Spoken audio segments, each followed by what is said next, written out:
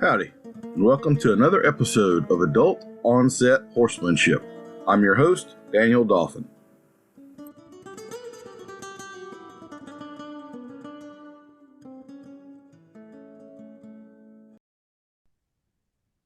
Our guest today is Mr. Steve Rother. He is a three-time main event Trainers Challenge champion, including the third time, which was the Champion of Champions round.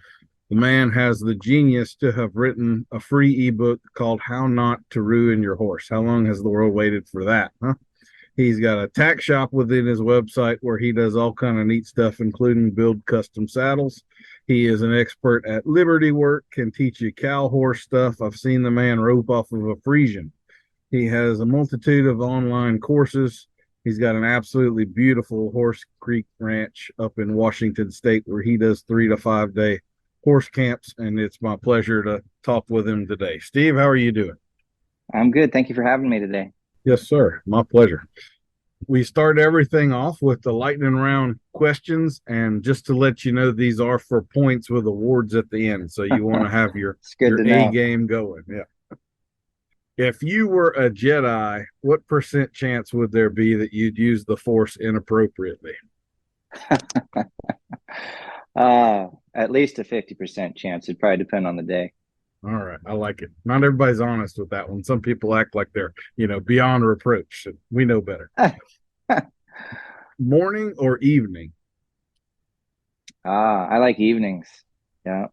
I love a good morning, but my body says evening. So Bay or sorrel?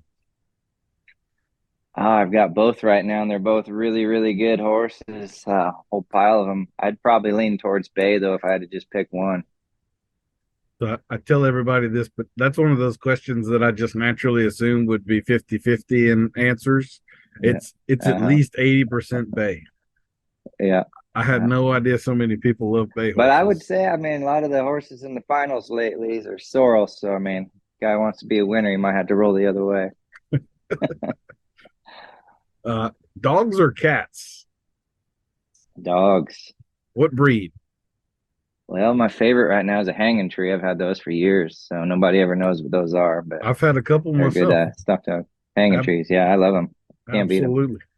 I used to have some Kelpies before that. Have you ever run a Kelpie? Oh yeah, I've never owned one, but I love those dogs too. They're pretty cool. They most of the border collies I've been around they get a little timid at times for me. You got to go through a bunch of them to get one that has that grit, but that is not a problem with hanging trees and no, you got to put the back off button on them. Yeah. Does pineapple belong on pizza? I like it. Mix things up a little bit. If there are good essential oils, do you think it's fair to say that there must also be evil essential oils? Oh, for sure. Yeah. The way they push them essentials, there's got to be some bad stuff out there. Do you have a horse-related pet peeve? Yeah, the kind of coddle the horses and let them hug and kiss and treat and whatever, and then say he's too pushy. It's like, how do I fix it? It's a mystery. Huh? All right. You've got this already. You're good. Just leave him how he is. Well, that leads us to the next question, which is, if you had to choose between dealing with a horse that was feral or one that's really spoiled, which would you prefer?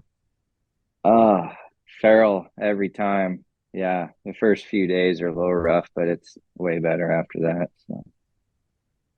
Would you tell us something unexpected about you? That's a tough one. Oh, well, I like some winter sports, snowboarding and wakeboarding in the summer. So that's a little, some sideshow stuff.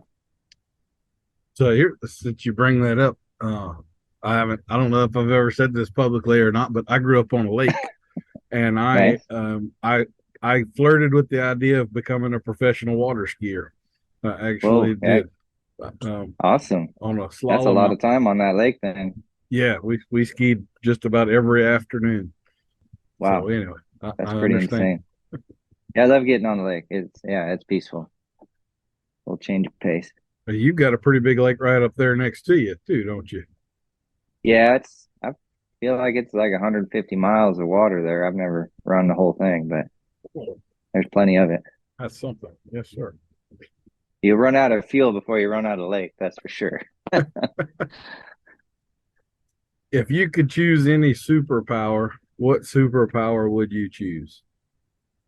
Probably take time travel. Okay. Thoughts or feelings? Mm. I normally probably go off of thoughts mostly, like calculations. I'm that way too. And you thought about what answer you would give, so that was a pretty good clue to me There we go. right there. Looking up, Uh, really pensive. I like it. Uh, are you decisive or indecisive? Boy. In my job, I'm very decisive, but outside of it, if I don't have like my days off, I'm pretty indecisive.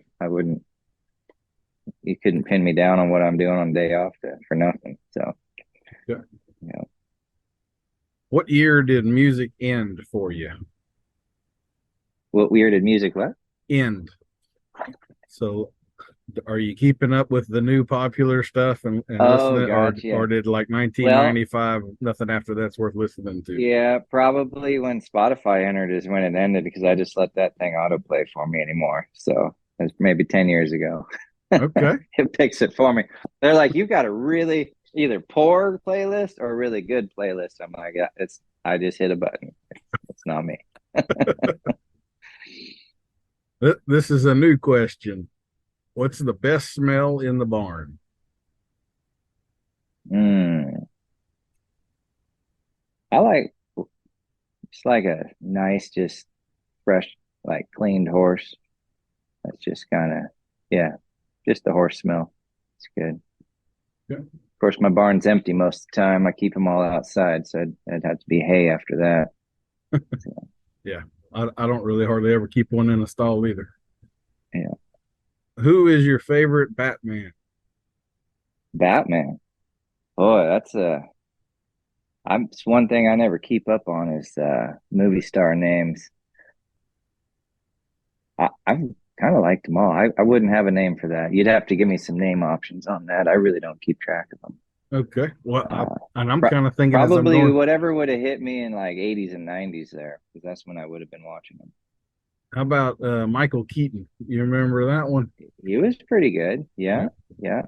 He I think probably is there's the first one after the TV show that yeah, was more yeah. comical. Like I wouldn't think you could redo Batman and those others so many times and still have them be hits with the same storyline. Essentially, it's pretty cool. Yeah. I'm kind of realizing as I go through this really seems like I'm a comic book nerd, and I'm really not at all. I have a lot of comic book superpower questions here. I need to rethink that a Nice. little bit. My brother should have been on this. He's the one that did all the comic books as a kid. So Sweet, salty, or spicy? I like sweet. When you're having a bad day or a bad session with the horse or something like that, what do you do? Mm, for me, I'll like if I'm just having a bad day, I'll go ride one of my horses. As far as a bad session, honestly I kind of get excited about the bad ones because I figure I'm going to be revisiting it tomorrow. So if I'm in that situation, I'm just kind of looking forward to the next day. I'm like, neither one of us wants it this bad anymore. This is going to be good tomorrow. So I don't. I'm not really the quit and walk away. I just find a good spot and get motivated for the next session. So. That's a lot easier to do in your 40s than it is in your 20s, for sure. Yes. Yeah. Now back in the day, as it was push harder. So, Do you have a favorite dinosaur or deep sea creature? what are those little velociraptors? I think off Uh of huh. Jurassic Park. I thought those things are pretty cool. They're a little bit aggressive. Get after it. They're chickens is what they are. Have you ever owned chickens before? I got a few of them running around right now. You ever pluck one and just look at the body? Uh, a couple times. That's a little dinosaur right there. That Yeah, there Jurassic it Park is. scene when they shine the flashlight on the pupil and it contracts. That's a Yep, chicken's eye yep, right there. there it We is. we let ours free range, and they're little dinosaurs. I mean, they're in a frog or a lizard that's safe around here. Those things hunt. That's funny. They're on it. Have you ever had a UFO encounter? I have not, but I tell you, I've been looking for one. It was on TikTok the other day. There's some video of a little spaceship next to a airplane. I was like, that'd be cool. I'm gonna be looking out the airplane window when I'm heading out on my next trip, looking for that thing. Are you an airplane guy? Well, I use it for travel sometimes, but I like going up in planes and stuff. When I go up to Alaska, sometimes I'll get out on a plane with a client's husband or something. Yeah, absolutely. Yeah. I'll tell you there, one of my best perks I've ever gotten as a clinician. I did a clinic, and one of the ladies, it was in South Carolina, about 30 miles from the Paris Island Marine Base and all. Hmm. Her husband was Hmm. the former F-18 squadron commander over there, and he got me Oh, an hour geez. and 15 minutes in the F-18 simulator. Oh, And hell yeah. There that you was go. super cool. Let me tell you, I'm talking about. a Pays bucket. off to ask them, so what do you do? And what does your husband do? And like weed through the crew until you find something cool. Yeah. Absolutely. I met a guy one time. He's on the deadliest catch there with the time bandit, and he took me out on that thing. I was like, this freaking sweet. Hmm. Up in Alaska. So big old fishing boat, I crabbing hope boat. it's amazing how rough that water is to throw those big Oh, boats it's around like it does. yep, Yeah, that's yep. something. And tossed one underwater like nothing. Well, Steve, that concludes our questions, and I'm proud to tell you that you are our high score of all time with Oh 1,216 my gosh, I points. feel like your scoring system's gotten bigger. So So good. that entitles you to either a genuine compliment or an awkward silence, your choice. We'll take a compliment. All right. Well, I've had you on my radar for quite a while. I saw an event that you did, some sort of demonstration, and it was pretty obvious that you were a very keen horseman. I remember you had your horse trained to do. You had what had to be pre-planned jokes with your horse, which is definitely a man after my own heart. But you did a Western pleasure deal where your horse walked so ridiculously slowly. I was laughing my butt off. I thought that was absolutely brilliant. So I appreciate both the skill involved and the sense of humor and all of that involved in it. So, Well, um, thank you. well, Steve, would you give us sort of the 30,000 foot view of what it is that you do within the horse world? Yeah. So I would say I'm kind of become known in the areas like the fixer, like the last stop, for a lot of things for people. Um, I specialize in a lot of areas, but really I'm the guy they come to if things aren't working for anything, whether just at one end they got a wild horse or they're lacking confidence, or they're performing all the way at the high end and they've got a top end Grand Prix horse or something that's just not firing properly. They'll give me a call if they find me, and we'll just go in there and start figuring stuff out and seeing what we can do for them. My main um, gig is I run Horse Creek Ranch here, and I got this place about 16 years ago for my clients to have a place to come and just be fully immersed into horses and horsemanship. So I run 5 day camps out here. We do some internship programs where people, the right type of people, can come out and learn for longer periods of time. We have a little bit of a horse training program entwined with the internship program when we have the right kind of riders. And then I run some online courses as well. I was running into some issues there, like you'd show up at a town and they might not see you for a year. They're kind of left hanging, and then I'd show up a year later and I mean, some of them practiced, some of them didn't, but I needed some way to kind of fill in the gaps, keep them motivated, keep them learning, keep them doing stuff. So I threw down some online stuff for them to kind of help out. And then primarily I travel the Northwest when I am on the road. So my schedule is probably 50-50 on the road and then here at Horse Creek Ranch. And we run pretty close to 1,000 head of horses a year and clients through the arenas. I double up a lot of my classes. So I'll run like a normal person would run like a clinic. Well, I'll run 2 clinics back to back in a 4-day period. It's like morning and afternoon. So I'll work all the way into the night there with folks. And when there's enough people to do that, yeah. So I just like, honestly, I just like riding horses. It's something I've always enjoyed. I've liked learning how horses think, why they think, and I love the puzzles and stuff. So that's kind of why we're doing what we're doing and why we have the schedule we do, is just sharing that information I pick up along the way. That particular part of the world, I looked at your clinic schedule, and it seems like you do a lot of stuff in Washington, Oregon, and Alaska, and some other places. Yep.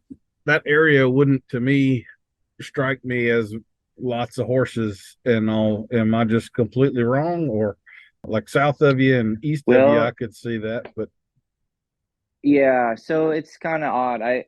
This has been years ago and I don't know the exact survey, but I believe per capita, I forget the exact town, but county. I want to say Clark County, basically Portland, Vancouver area. At one point, I believe like nationwide per capita, there's more horses per people in that county than I believe anywhere in the U.S. Now I could be totally wrong on that, but like what you're thinking though is there isn't a big like performance industry up here and horse show industry. Like they're here, but there's no futurities really up here, and there's no big shows, and there's, none of the big stuff is up here, but there's a lot of horse ownership up here, and that is my bread and butter, is the horse owners, right? They're not necessarily the pro end. Like I have professional riders that I help as well, but the bread and butter is the horse owners that own 1 or 2, 3 horses in their backyard or whatever. So it actually works out really well. And I grew up here. I just love the Northwest. Like I've driven out to stuff in Washington, D.C. and New York and Kentucky and whatever. And you'll drive all the way across the country and coming back, like it's kind of the same after, like once you get out of the desert country, like the Dakotas and stuff, the country's real similar. There's obviously great places or whatnot, but when you're coming back, when you round the corner there, Montana, Idaho, like the world changes. And I just love it out here. The scenery, the everything, like it suits me. So that's why I'm here. And I've traveled enough in my life that if I can't get there 8 to 10 hours in a pickup, it's probably not on my schedule unless I'm going to fly. So that's why everything's kind of up here. I'm not really big into being in Oregon today and then Nebraska tomorrow or the next week, and then Florida and then New Jersey. Like I don't really need that. So, and then I can double back and really like keep my clients online. Like if they want to show up 4 or 5 times a year, they can, because I'm here. So are you a native of Washington State there? Not Washington, Oregon. I grew up in Oregon and I moved up here about 16 years ago. So I bounced around a whole bunch of towns there in Oregon for a while. I actually, when I first started this career, I lived in my a couple horse trailers for 10 years, just traveling the Northwest and a few other places there, California a little bit. And I just kind of always stuck around here. Is it the coffee that keeps you there? Might be. Yeah. No, yeah, I like the mountains. I like the coast. I like the weather. I like the fact that, we're not under tornado watches. Whatever the hazards are, there's, not many things trying to kill you out there, snakes or whatever, cactus, like, and I love country like that. Like I got real close to being a Texan there at one point, never quite made it, but, trying to follow the horse industry. But yeah, just kind of calls to me up here. And you're kind of on the northeast portion of the state. So is it like really mountainous where you are? Does it get super cold, or are y'all kind of sheltered and protected? Or like when I'm Yeah, thinking we're Washington State, I'm thinking sweaters and rain every afternoon and all of that, but that doesn't seem to be yeah, what well, you've the got. west side is. Yeah, the west side is. So you there's a Cascade Mountain Range there, 100 some miles in off the coast, and anything on the west side of that, you're getting tortured with the rain all year for sure. Like it's a beautiful country down there and lots of crops and things like that, but it it's it's a downer over there for sure. Horse wise, like everything's got to be under a roof. You can't hardly keep them outside through the winter and stuff. It's just like it can rain 30 days straight without blinking over there at times. But over here on the east side, it's more of a high desert type deal. But we still get good, decent grass and lots of fir trees and pine trees and stuff. So it's kind of a rolling hill mountain area. Like we're at almost 2,000 feet here, and it's a full four season. Like we're hot in August, we're cold in January, and then we're like the most beautiful weather from like March to July, and September to November. It's like insanely nice here. Well, I've seen pictures of your place, and it absolutely is about as idyllic as it can be. Y'all are swimming horses and green rolling hills and trees, and Yep, yep, you couldn't hardly plan it to be any prettier than it is up yeah. there. It's good country for sure. So why don't you tell us a little bit about your past? Like, were you raised around horses? Did you find the bug later? You did the rodeo thing, or how did you get to where you are now? Well, I was saw my first second grade teachers a while back, and they're like, "You had cowboy boots on in school." We knew that, and it was a city school, so there's something hit me early. I feel like I had a some relatives that had some horses at a family reunion type deal when I was just a little whippersnapper, and so like I was drawn to them real early there, like interested as a young kid, and then I didn't have a horse in my childhood, even though I mean it was on my Christmas list every year. I feel like that did not get honored, but so they'd fill it in with other stuff. They didn't give me a dog either, I guess. But anyway, they did send me some camps and stuff early on. So I'm 8, 9, 10 going into camps, and we'd make sure there are like I guess I was pushing hard enough. There'd be a horse camp they'd send me off to, and then I got in to the Boy Scouts, and they had a horse program out of Silverton, Salem area there, and I ended up getting to go on a ride there where they take the horses from essentially the west side of the mountain to the top of the mountain, or the east side of the mountain there, the Cascades, and they'd ride them almost as 160, 180 miles or something. And I kind of feel like, like I was begging and pushing and prying for that deal. And I kind of feel like my mom was like, if we send this kid into the woods with like basically no food and water for 9 days, this horse gig is over. And so went on that deal, and we get back from this rubber out there 9 days, and get back, and as soon as we get back, the kids are gone. Like they see their parents and they're running, like they're splitting, they're out of here. And my folks are like, "Well, you ready? Like we got to get going." It's like, "Ooh, no, I'm on the crew. Like I don't think I told you because I've been gone, but like they need me now.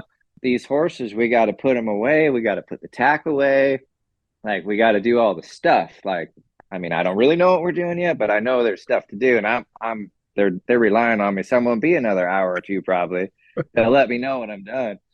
And I mean, I'm like 80 pounds dripping wet back there, or whatever the hell I was. So that was the start of it. I ended up getting a volunteer position out there for a number of years through high school, and they treated me really well out there. And there was a pack of guys out there, and we just it was a good time to be there because there was some big like dreamers and pushers and cowboy minded and buckaroo minded guys out there, just wanted it more than anything.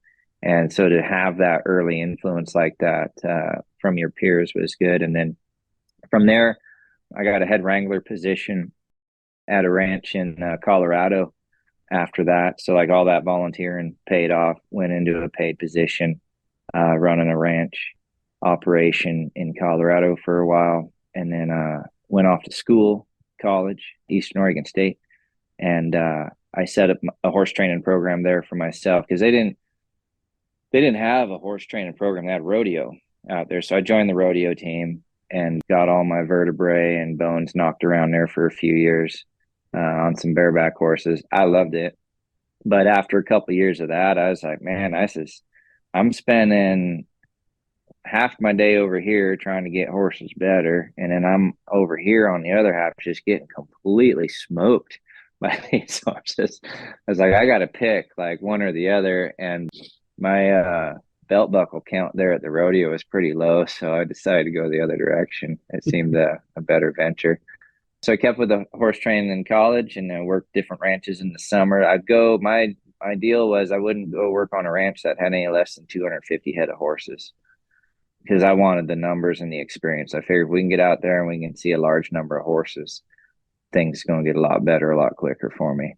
So I did that for a few summers. And while I was there in college, it's when I started to meet some of the bigger clinicians and trainers there. So I met Ray Hunt and Brian Newbert, a guy named Dave Stoddard and Stuart Schultz, and a whole bunch. Just at the time, they were in their 60s and 70s. And they just, the wealth of knowledge that they offered, I wish I'd have hit them at this age, honestly, too, because I wasn't fully ready for what they were trying to teach. Like I picked up a lot of stuff from them, but you don't know what you don't know back then for sure. But it set a path for me, and I look back and I'm just like really thankful that I had those experiences, because at that age you don't really know what else is out there, so you're just kind of thinking, oh well, this is one option, and obviously there's other options, but I had no idea that it's like the best option. Like I know that now, like there might have been other programs that were good, but I know I couldn't have found a better program. As far as the foundation that you can put on a horse, understanding how horses work, operate, think, I don't think I haven't seen anything better today yet. And I've seen good, but I haven't seen anything better. Maybe better in certain aspects, maybe performance stuff here. But that foundation was pretty solid. And then after that, a few things happened there. I mean, I don't know if you want to go into too much detail, but I had a buddy there in college, and he'd been going to a couple of these clinics with me. And the way we would do it is I didn't have any money back then. So I don't know, spectating was 10, 15, 20 bucks or whatever it was. Well, I'd make sure I'd take my saddle with me. So I'd roll in there and I'd put my saddle on the fence. Like I'd come in from the parking lot with it, put it on the fence, and I'd like give my 20 bucks to Carolyn there, and I'd kind of look over at Ray and just like make sure he knew. Like he obviously knew. At the time, I'm like, oh, I wonder if he knows I'm here. But in all the years I've been doing clinics, I have never had a kid walk in with a saddle, put it on the fence, and then go sit down. Like I'm fully ready for this, right? And so I never paid for a clinic in college. I rode in all of them for like 20 bucks. Like nothing, the spectator, whatever the spectator fee. And I rode in every single one of them because back then you wouldn't have to wait about an hour and somebody's bucked off, flipped over, something stupid's going on, crying, quitting, whatever's going on. And I'm like, here. And then I'm in the class with them. So it was a neat opportunity to, not only ride with them, but get a lot of, I feel like, extra like attention and experience. Because when you're riding the crappy horse in the clinic, like they're worried about you dying, they're probably going to give you a little more attention, Mm-hmm. So learning some things that way. And then my buddy that was there, we get back to college, he's like, why aren't you doing these clinics? I'm like, what are you talking about? He's like, all this information already, like you grew up with it, like you have a lot of this, the base for what people need to know. And I says, no, these guys are 78. Like there's no way. He's like, dude, I got all figured out. We're going to rent the fairgrounds building. We're going to donate it. We're going to put an ad in the nickel, and we're just going to go for it here. And I was like, oh, this is a bad idea. This is real bad. he's like, no, you got your training businesses there. Like, this is going to help you get horses. Like, he's an entrepreneur. Back then I wasn't entrepreneur minded really. Like, I had a horse training business, but I wasn't like, this is going to be the biggest thing ever. And in his mind, he's like, this is going to be the biggest thing ever. Right. So anyway, we get this thing set up and people show up. We do a little evening demo and clinic. And then, so I didn't do too many of those in college, but that was my first time doing them. And then after college, I ended up picking up a few more. And then one day I just decided like I'm not training horses anymore as far as my main supply of business, and just switched over to doing clinics full time and haven't looked back. So Would you class yourself more as an introvert than an extrovert? I know a lot of us I'm an that do. I'm an introvert for sure. Like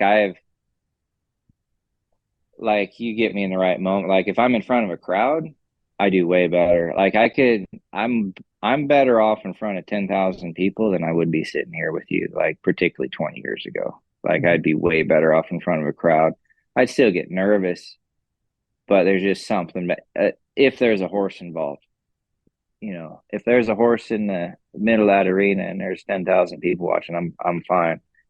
But if I'm just sitting at a table somewhere talking to somebody about something, I got no no ability there for Yeah, that for sure. So it's been a learned deal, over the years, and yeah, it's been a fun part of the process for sure. you got to have your emotional support animal there for you, right? That's That right. that horse is an Exactly. important part of the deal. Yeah. I That's remember one time I was at this fair. We were like 10 days straight, and they're like, "What do you want to do?"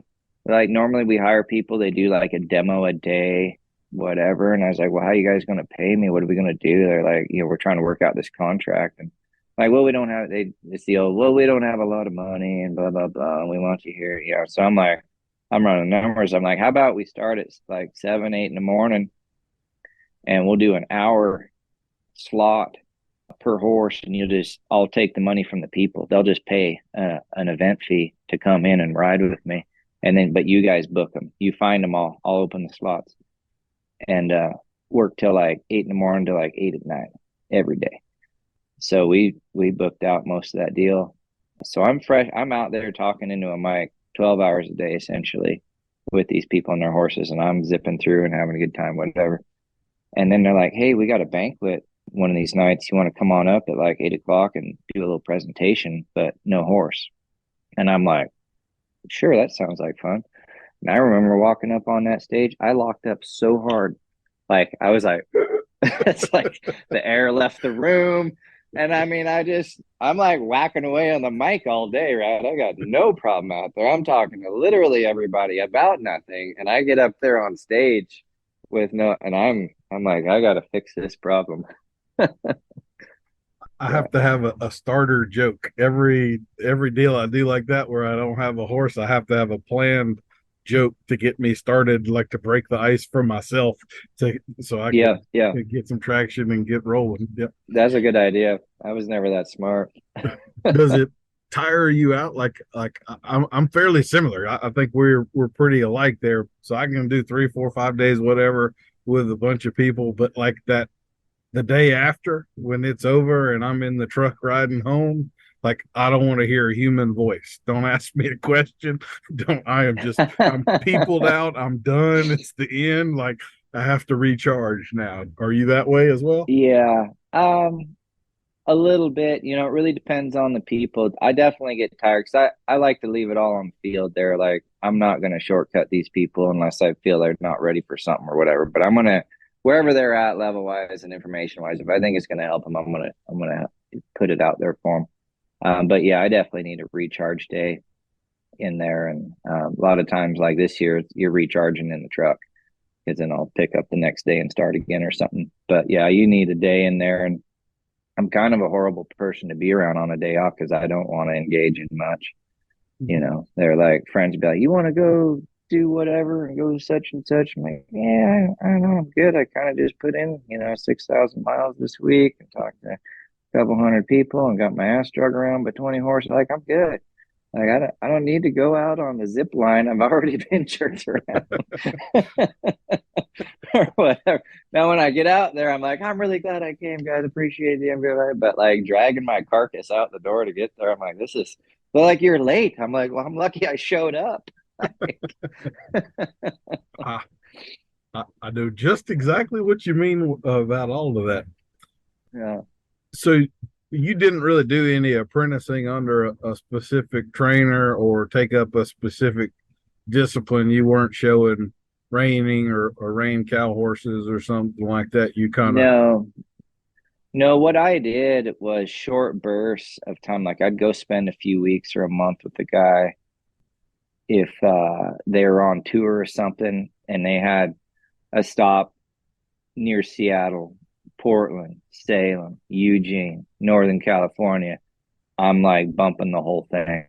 Like I'm following them around on their tour and studying that way. And then I'm fortunate to have a number of friends that specialize in certain areas in the industry. And so I'll pop in and ride with them for a while and be like, hey, what's the newest stuff you got going? And, they're kind of, I run with some guys that are information junkies like me. So they're always like, oh, dude, I got this coolest new thing or whatever. And it may or may not be cool, but we learn it, we talk about it, we practice it, and then we come back on the next thing. And the biggest thing, though, for me has been it's not like I'm interning under the clients, but my program is built around my clients. I tell them all the time, it's like I could roll through here and teach you guys how to do this all from the end of a 60-foot lariat, but that's not practical for any of you. So let's do something that's learnable for you. Like it may be the same technique I do on the rope, but we're going to do it with, your halter or whatever. And something that's teachable that way. And honestly, a lot of the people I worked with, their programs weren't that well adapted to the students. Some of them and some aspects were, but they were running a program that was adapted kind of for them and for the horses, but getting it into the client hand was a little bit rough at times. So studying my students for sure at some point, that became my biggest deal. And then there's just certain things. I mean, it honestly, over the years, my program has gotten so incredibly simple. Like it's almost like, okay, ABC 1, 2, 3. 4 days later, we're done. Like it's simple, and it's been a lot more successful for them. So then when I do go out to get information from other guys, like I just kind of hold on to that and pull out like an A or a B for them. So, yeah. one of the things I have always found pretty interesting about sort of all of us in the clinician world is that the way we all learn is the exact opposite of what we would ever try to teach a client or how to go about it or anything like I want to learn all about horses. I'm going to buy a 2-year-old so we can learn together. And all of us would be going, no, don't do that. But that's exactly how everyone, I don't really know what a lead is. Well, you need to be breaking lots of horses. Here, let me show you how to do that. And we kind of, it's a baptism by fire sort of a thing that we all wind up under. We talked about Ray Hunt a little bit earlier, and that's one of the things that always strikes me about Ray Hunt is like a lot of people did get hurt at his clinics and stuff. I don't know that if Ray Hunt existed right now, I don't know if he'd be Ray Hunt anymore with everybody having a camera on their phone and there's just a lot of stuff he could get away with back then that you could not get away with. Yeah. Oh, for now. sure. Yeah. Like you've been waiting for that kid to show up with his saddle. I have a feeling you're going to be waiting a long time because we're just past it's not going to happen. that time, Yeah. That would be exciting though. I know exactly what you're talking about. You're like, oh, there's one that's got the fire I've been looking for. I hadn't seen that in a long time, right? Yeah.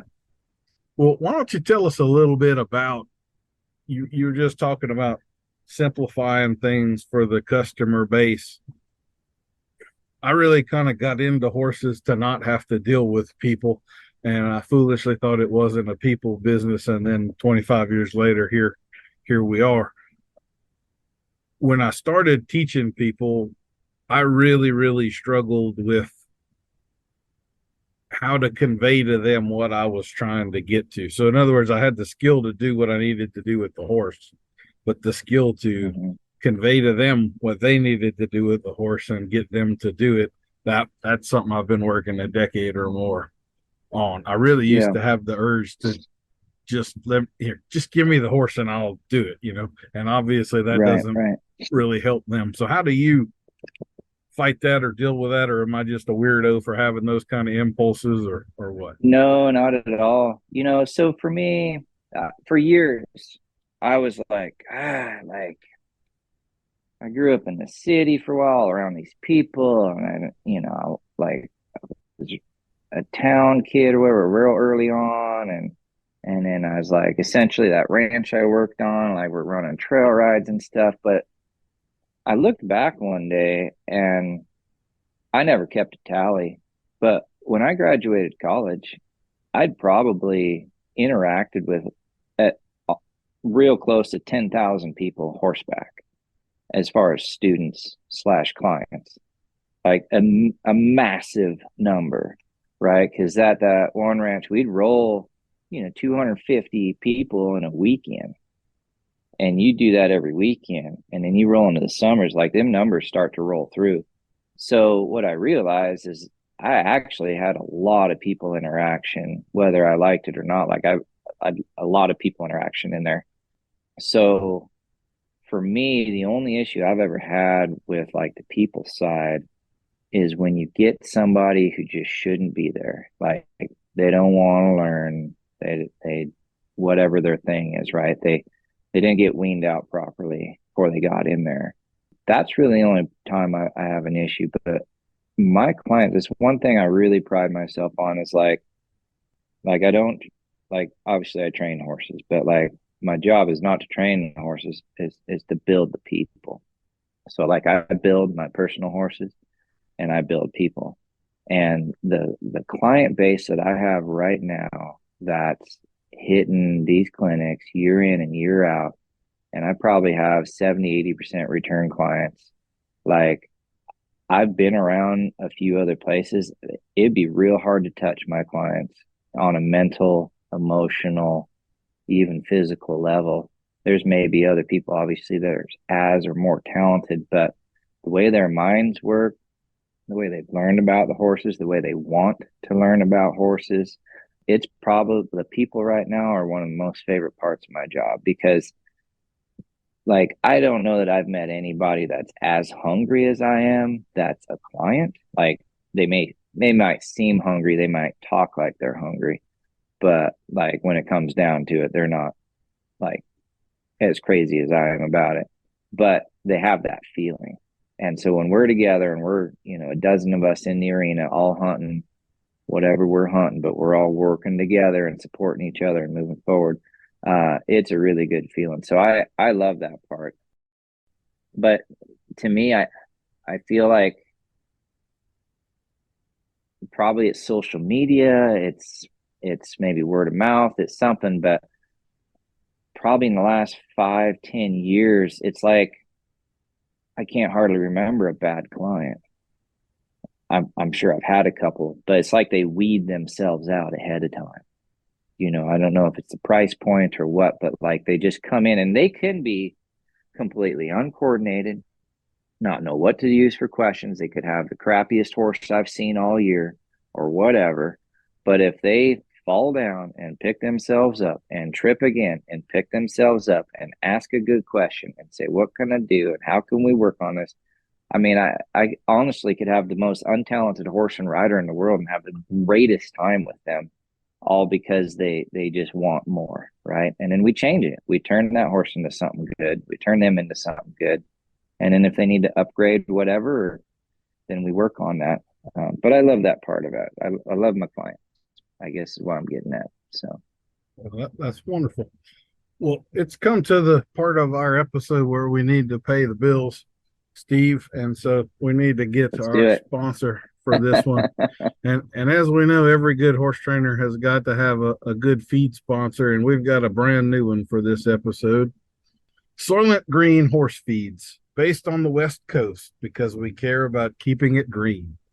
At Soylent Green Horse Feeds, we source only super special commodities.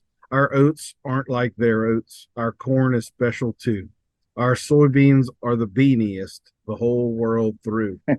The fats we use give extra shine. The fibers less wasteful too. All feeds may come from the same grain elevators and barges, but ours makes far less manure. It's fed to champions and winners throughout the West because our proteins are the aminoiest, far superior to all the rest.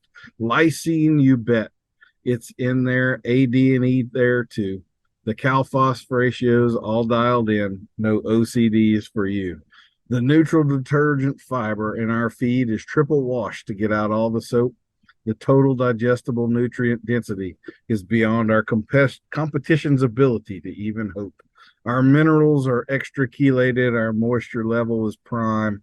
This feed's so good, we think you'll agree that it's well worth advertising in rhyme. Soylent Green Horse Feeds, made for a horse from just the right people. All right. Well, we've paid the bills now, so I'm glad to get Perfect. that out. I like it.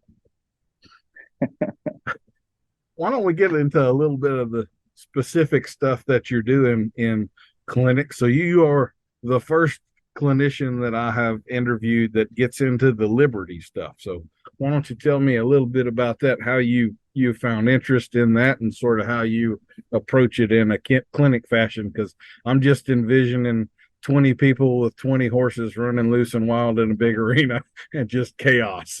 So how does that work out? You're not far. You're not far from correct vision.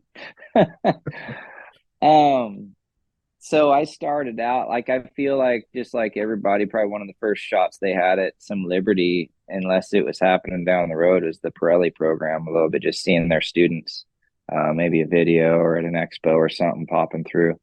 So I practiced a bit of that stuff, got a little bit of a handle on it. Maybe even some of the Monty Roberts stuff, the join up deal. That's a little bit of shot at Liberty, just sort of. But I was running into some issues, like if the wind direction was just right, the temperature was just right, and the dogs weren't barking just wrong, then my horse would be good. But then, something would change and distraction, whatever, and then the horse would be gone. I'm like, oh, like this is not working for me. So I saw a newspaper article. It had 3 horses rearing up in front of him on this shot, and he's got his Liberty whips there, and all 3 stand up, and I'm in all the way up. And I was like, well, there's my next stop. I got to find this guy. So his name was Bill Lawrence. I called somebody, whatever. I ended up with his number because he's just in the newspaper, so there's no Google search or whatever that I knew of. So I get hold of his number, and I call him up, and I say, hey, I'm going to be in your town. I happen to be like near his town. I was like, is there any chance like I could meet you? And he's like, I'm real busy, but yeah, whatever. I was like, so I was like, I'm doing this demo at the fair at such like 7:00, whatever. I'm going to be doing a little bit of Liberty work there from what I know. I was like, could you just stop by, maybe just see what I'm doing, and maybe you got some pointers. Like we just start with that, like whatever. It's a horse event. There's people there. It'll be great, right? So I get going for the demo, and he's not there. I'm like, gosh, that's too bad. And then I'm kind of in the middle of the deal, and I seen this guy walk in. I was like, he's here. This is great. And he goes, sits down, and I'm kind of involved in the deal. And about 10 minutes later, I look up and I see him walking off. And he's gone. He's heading back out of the parking lot. He wasn't there 10 minutes. I was like, oh shit, that must have been real bad. So I get done with the demo, and I'm taking the horse back to the barn, and this gal comes over, and she says, hey, Bill says to give him a call. He says, you need some help. So so I called him up. He said, yeah, you got some stuff started, but he's like, you got to just come, like, you got to come on up. So he'd been working for a guy in the movie industry. At the time, I don't remember the exact guy's names, but there was like 2 main movie people, one from Australia and one from the US. And that was it. Like if there was a horse movie, Black Stallion, whatever, them boys were in. There's 2 of them. Rex Peterson, maybe. Well, Rex was more of the trick guy. They were more. He was Liberty, but not as good. I want to. What was his name? Bobby something, and then there's another guy. And I never met the original guys.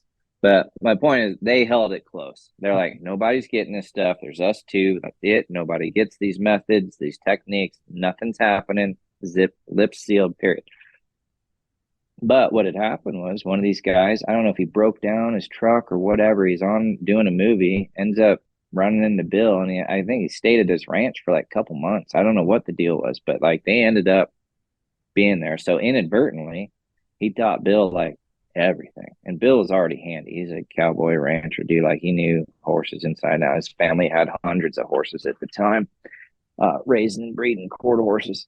So he knew a horse. And he picked up on this stuff real quick. So anyway, he's just got this information vault of all the sweet upper level Liberty stuff. So I roll in there and I'm just asking all these questions. And he says, look, make you a deal. He says, as long as you don't teach anybody like X, Y, and Z, I'll show you what I know. I was like, deal. So what I did is we picked through it, and there's certain things that like a beginning student can learn and should learn. And then there's other stuff like teaching a horse to run from one end of a half acre or a half mile field to the other end at a dead run and slide, stop, and stand up and walk to you in front. Like, okay, we're going to cut that part out for those people. Like, we're not doing that. But if they want to learn to trot their horse around them in the middle of the arena or something, that's cool. It's on the list. So we weeded through it. So I just teach what I would consider the basic stuff. So I've built some really big Liberty horses over the years. But yeah, he taught me the main core. And I mean to tell you, when I take the time to put the big stuff on the horses, like it's pretty incredible what those horses will do. Some of it's a little bit hardcore, so like I tone it down a little bit on some of them, but I figured out a system. Again, it's like there's stuff like he showed me. It's like, okay, what about the clients? Like, how are they going to learn it, do it, be able to do it in their house and safely and that sort of thing? And so I adapted it for them. And I mean, it's just like you said, 20 horses running loose. The problem is there's actually, once we're done with the class, like we've been 4 or 5 days, there's like one horse sort of walking, trotting around, and 19 horses sticking to their owners. Mm-hmm. And then maybe another one will buzz off, but then the other one's back. And it's really cool. And the biggest thing I've found in the Liberty, because what turned me off on the Liberty was, like, say I prepped a big Liberty horse and I went to town and was doing a demo or something on him under the lights or whatever. If the horse was a little tired for the week, sore for the week, whatever his deal was traveling, they might not fire real hard there like they might in the warm-up pen or at home or whatever. So because they're at Liberty, they got a lot of freedom of choice there. And if you want them to dig down to a routine, you got to kind of get in there and like ante up there and motivate that sucker. And it doesn't always look the greatest for someone who doesn't know what's going on. So I was kind of turned off with a little bit of that. But what I found with my clients is it put them in a scenario where they can't cheat. And it's like the first time that they have an opportunity to truly have at least just a sense or a touch or a grasp of what I'm actually trying to get them to do with any of it. Like just being in a Liberty pen with a horse and not being able to cheat. It's like you rely on you rely on your thoughts, your focus, your timing, your feel. You don't have equipment. If every time you make a mistake, it shows. Every time you do something right, it shows, but there's no cheating. You can't pick up on your rein. You can't pick up on your bridle. You can't put your spur in the side and help them over, whatever. There's none of that happening. It's all you and him.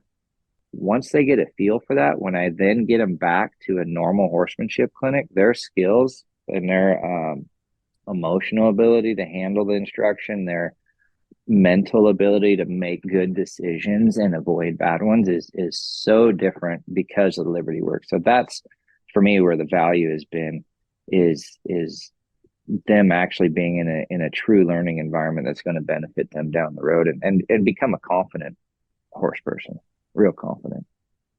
I can appreciate that.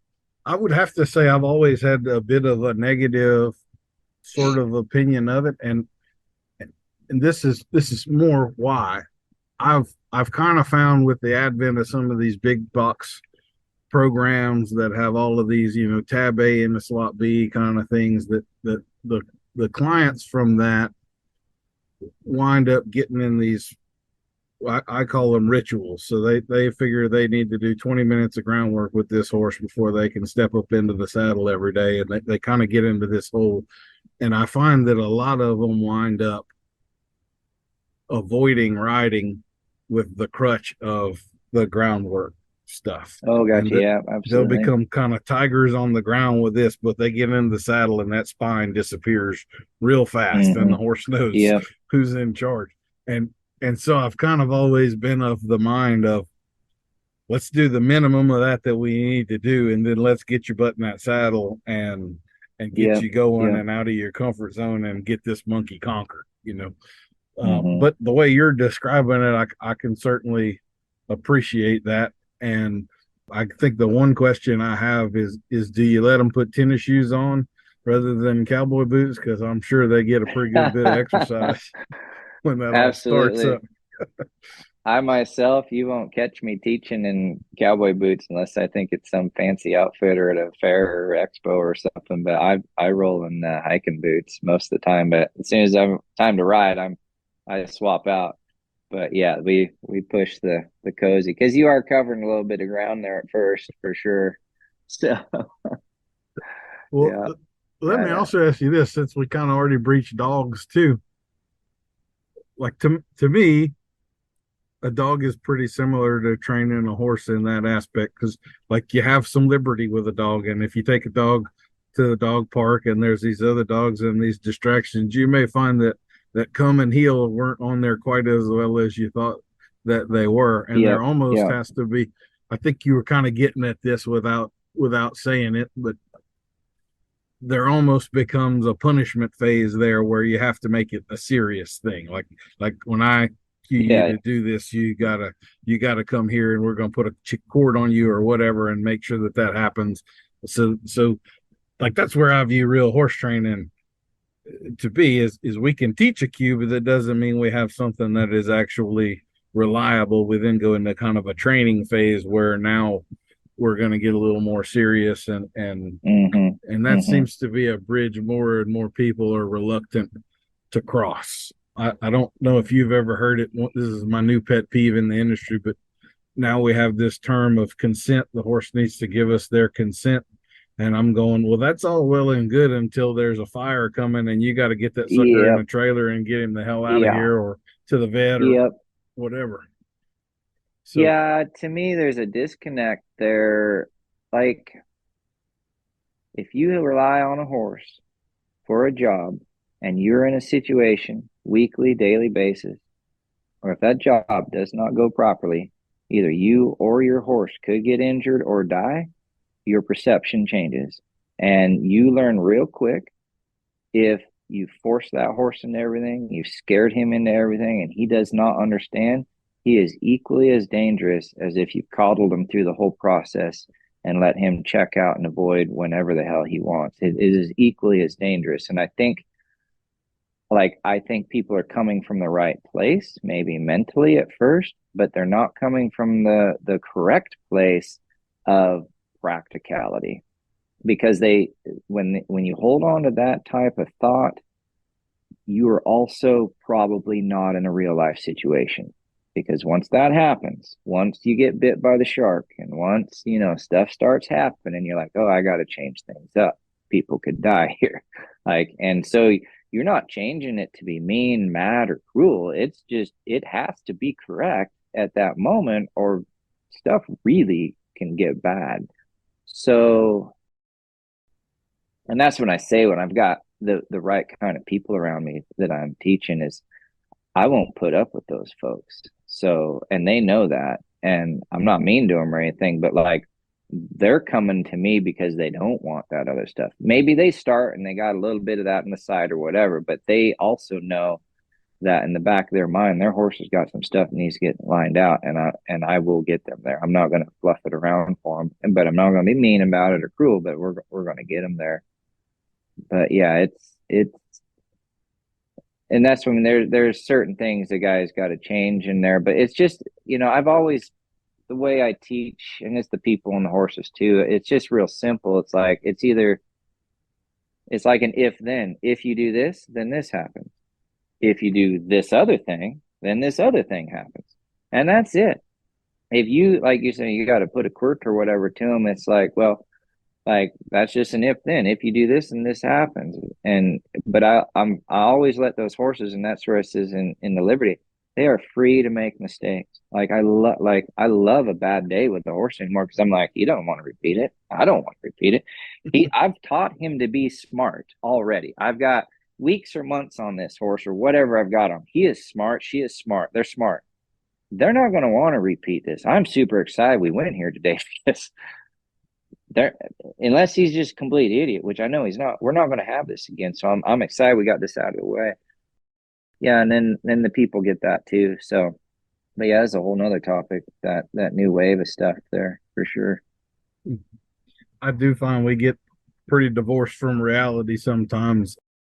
I always like talking to like-minded people like yourself, because I think I know it's not a popular conversation to have, and there's going to be a certain group of people that'll be upset about talking about things that are real, but I think it's super important to do it and to not shy away from it, because we go too far down that road and the whole deal's lost, Yeah. So Well, what I see is like I appreciate their perspective, but for the majority of the ones I've seen, they've never experienced what we're talking about. They've never been on that horse that has been trained in that way, that understands in that way, and will step up and help you and be there for you and support you because he or she wants to.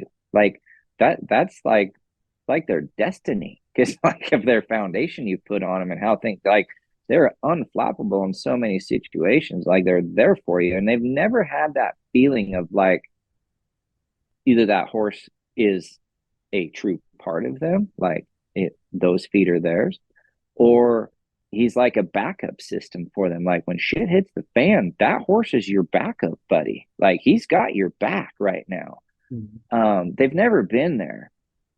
And I think if they could have been, they would realize that it's such a better way. Because like you said, the fires, like we got a bunch of fires out here right now, like right here, but neighborhoods down the road, they only got minutes to get out. Horse is a piece of whatever, doesn't know. The owners don't know. Now they got loose horses in the neighborhood. It's the only thing they can do is kick the front gate open, let them loose. I'm like, well, what are y'all doing? Like, I was in a fire in California, went clear. Oh shit, I forget the big town down there, but it went clear to the coast, taking out multi-million-dollar mansions and stuff, all the way from middle of nowhere straight through like just north of LA there, and took out, I mean, tons and tons of stuff in the route. And the place I was at was the very first place hit. I was down there working on a movie set, and the horses were boarded at this place. And anyway, long story short, like fire come through, and I rode up there, saw the fire coming, like whatever, talked to the fire crews, and this old dude was like, yeah, the fire's going to be here about 1 a.m. or whatever he said. And it was like an hour before dark. And I rolled down to the stable, and I'm like, what do you guys think? And they're like, oh, I don't think it's that bad, whatever. It's kind of in that unknown category. Next thing you know, it's dark, and now all the sheriff's out there, and the rescue and everything. We got to clear this out. Like it's hours later.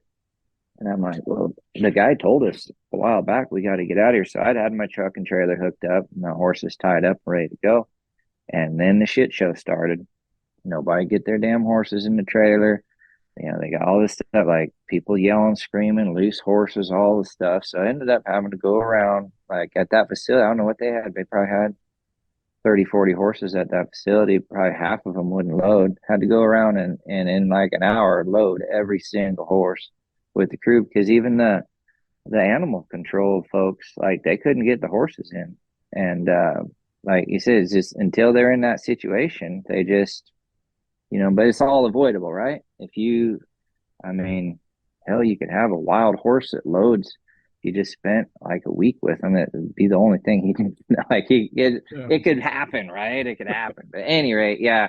Until they're there, it's yeah. So I just tell my folks, I get this all the time. They're like, "Don't you get tired of what you do? Don't you get tired of the people? Don't you get?" They're always like, "You need a break." Blah blah blah. It's like if you were in my world, you wouldn't be asking that. It's like my people, like we don't. If I was in the world that you're talking about that I need a break from, yeah, I would need a break from that. But my people, the horses we're building, the things we're doing, like I mean, short of needing some food and water and a nap, like I don't need a break. We're good. Living the dream. Well, that kind of brings to mind, like you have all this stuff. Everybody wants to build this connection and this partnership, but don't you want to have a partnership with a partner that's actually worth having and not a pain Yep, in the neck, right? Like they yep. gotta step up and bring their part to the table too, or why are we doing this? You've also done some demonstrations with the Garrocha that I thought were pretty darn nice. So, how much of that do you incorporate into your stuff? Do you do clinics with that, or is that kind of just for you, or have you found people have a hard time patting their stomach and scratching their head at the same time with that, or what? I've had a few clients interested. I feel like they like watching it. I've done some clinic instruction on it. I've never had like this is a 4-day Garrocha clinic though. I've never done that. I'd be like an afternoon or something, and I enjoy it. It's if I'm at an expo or something, and you're almost guaranteed there's not another Garrocha rolling in. At least, especially 10 years ago, there might be nowadays a guy or a gal rolling in, but so you got a demo slot that's not going to be the same as the guy that's come on before you. So I liked it for that aspect. And then I really like it takes a special a type of horse and then the type of training on the horse for that to fire properly. Like you can go pick up a Garrocha pole and trot a circle and whatever, but you put some speed on there and you start spinning that pole and doing some stuff and getting around that pen with that pole, and it changes everything, and you'll find out real quick. Like it's kind of like the Liberty, like you find out real quick what you have and what you don't have, and there's a lot of lists of what you don't have. There you go.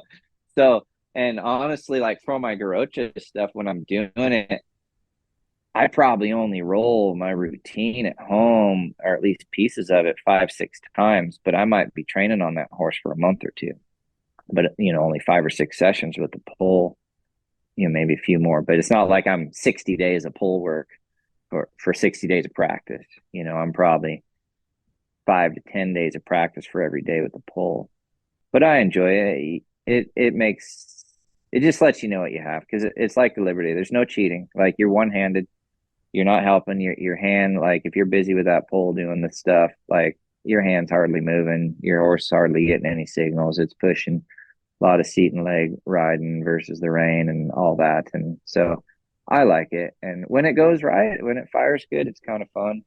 And when it doesn't fire, then you just get jousted off your horse. So So that's fine too.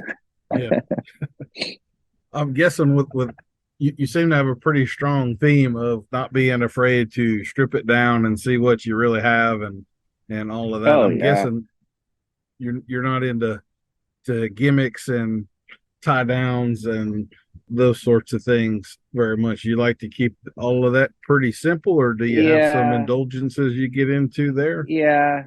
Like you said, because I've been in enough of the real life situations. You don't want to find out stuff's not firing it, because that's the wreck. You're gonna be put out in the hospital, whatever. Stuff's gonna be really, really, really bad. So I want to know ahead of time what's going on. So I brought that into my training, and then for my clients, like it helps them avoid like the buck off at the mailbox and the buck off because his back is sore, and the buck off because he's bee stung or whatever. It's not like they're 100% safe out there, but like they're dodging bullets all day long because of the program, most of them.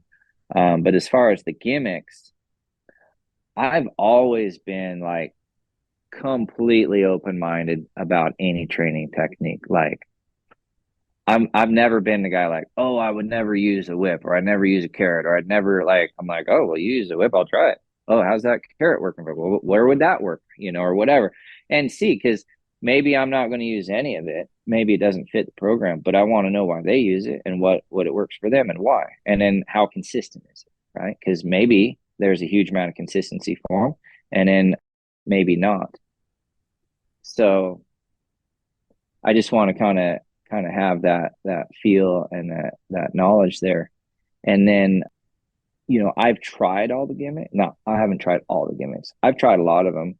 And from time to time, I might roll a German martingale or something because Al Dunning suggested, like, hey, roll it through here for something.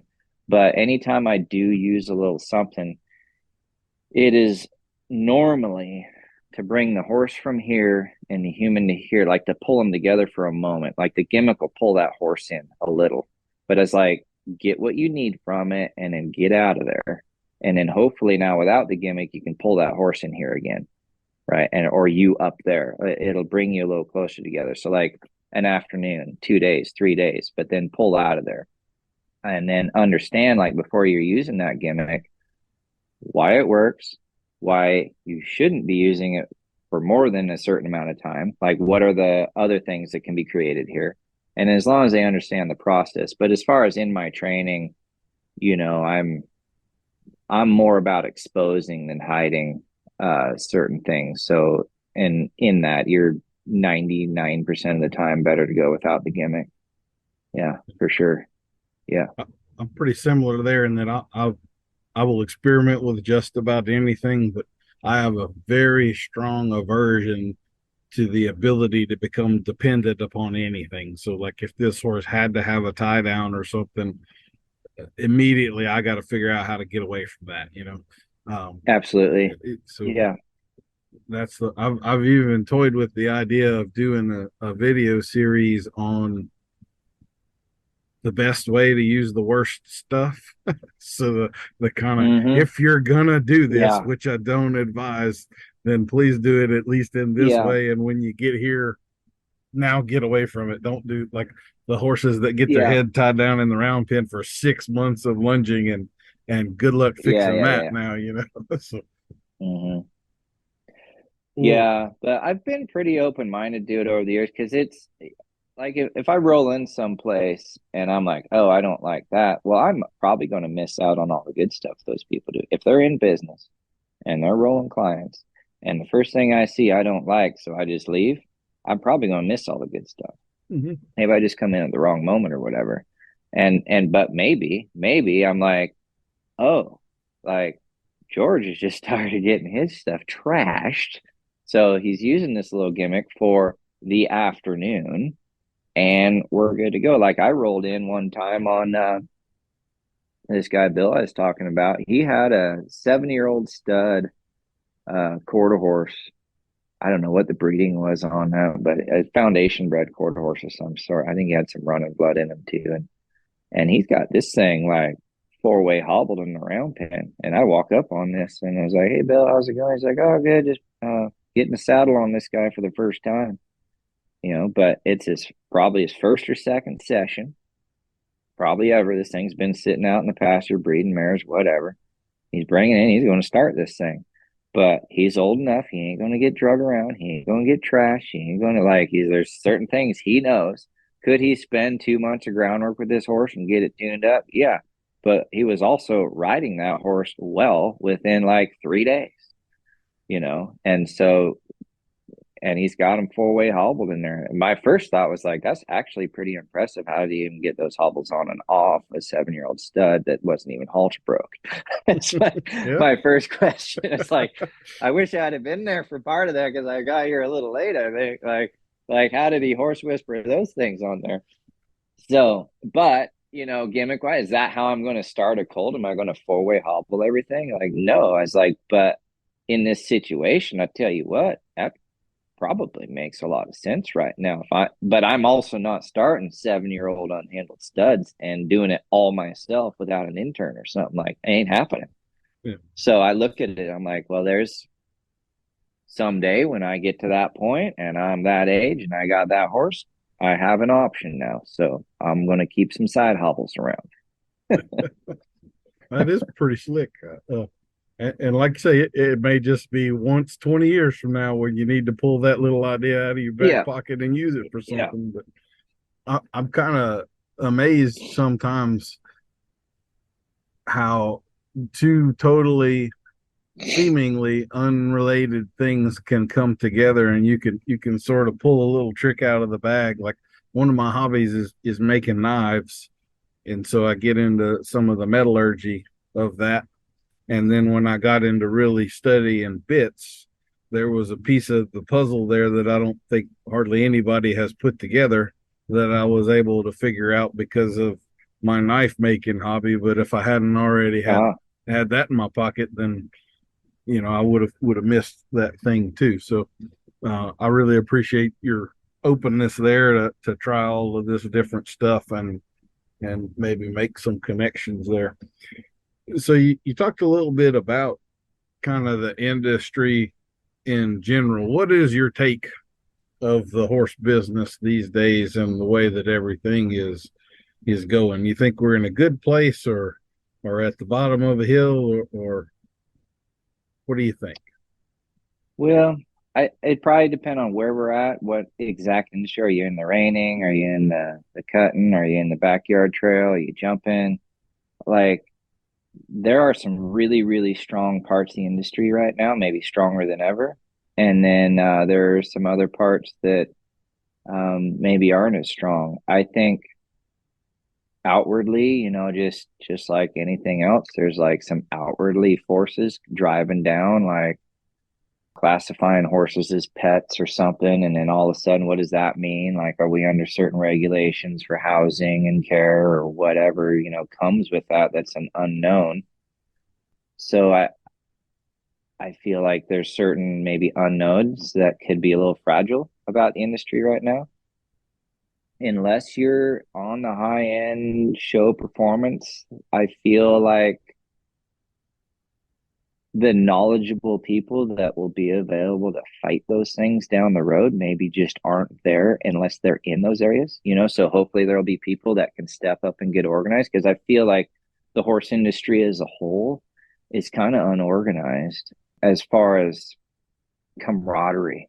Like I've been to expos years back, like because so and so's showing up, these other people ain't coming, even though they were booked. It's like, well, Frank's coming, well, Charlene ain't showing up, or who, like that's not their names, but like just because I don't believe in how they treat a horse or rode a, I don't know. It's like, well, y'all ride horses, like let's enjoy each other. And like I said, just because you don't like the four-way hobbles don't mean there isn't some good stuff there, right? Mm-hmm. So like let's all just come together because it is so fragile, right? And that's I feel like that's been the biggest fault over the years is the people that are kind of off in their own lane not wanting to join the other lanes. And that's been, maybe from my perspective, it's easier because my clients are so mixed. I'll have 8, 10 breeds of horses in a clinic sometimes, or whatever the number is, and different, like English Western. A lot of times there'll be a straight English Western split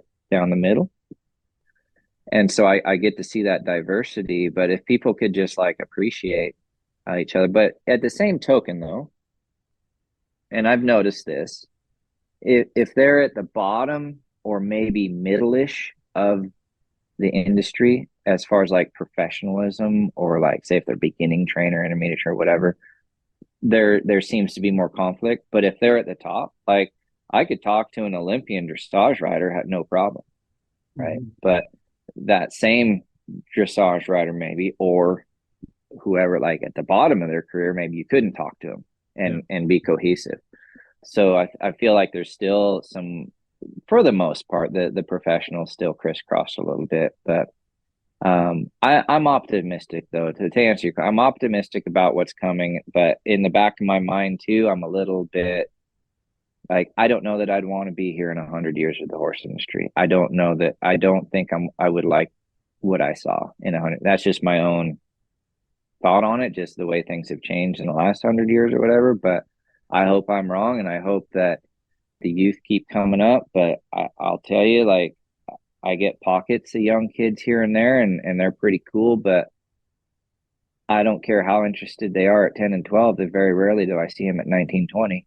I might see them up to their 17, 18, but 19, 20, I probably don't see them when they're 25. I definitely don't see them between 30 and 40, and then they're back at it 60, 55, whatever. And I feel like in order for the industry to stay strong is you got to have a higher flow of them 20-year-olds that are dropping everything and sticking to the horses, for the enough of them to keep everything building, Yeah. I completely agree. And I'm on my state's equine council, and I'm involved in some of the legislative stuff. And there's moments when I'm not sure we're going to have a horse industry in 10 years, much less 100. Yeah. So I share some of your fears there as well. And I definitely see the difference in the kids. Like you said earlier, that 22-year-old with his saddle up on the fence looking for the one that bucked someone off for them to have the opportunity. That kid doesn't seem to be showing up anymore, right? So no. we'll just it's always change, I guess, but sometimes change doesn't look real promising. Anyway. Yeah, I mean, I just feel fortunate, like we're in the time we're in, because I don't know that there's going to be another full generation down the road that's going to be able to experience all this stuff. I'm hoping, obviously Texas is going to try to stay strong into other places, but yeah, it'll be interesting to see what comes. Well, yeah. On that note, yeah, there may be bigger things than just the state of the horse industry to worry about. True, that is. Yeah, maybe we're just lucky to be thinking about horse industry issues. Yeah, that's a privilege right there.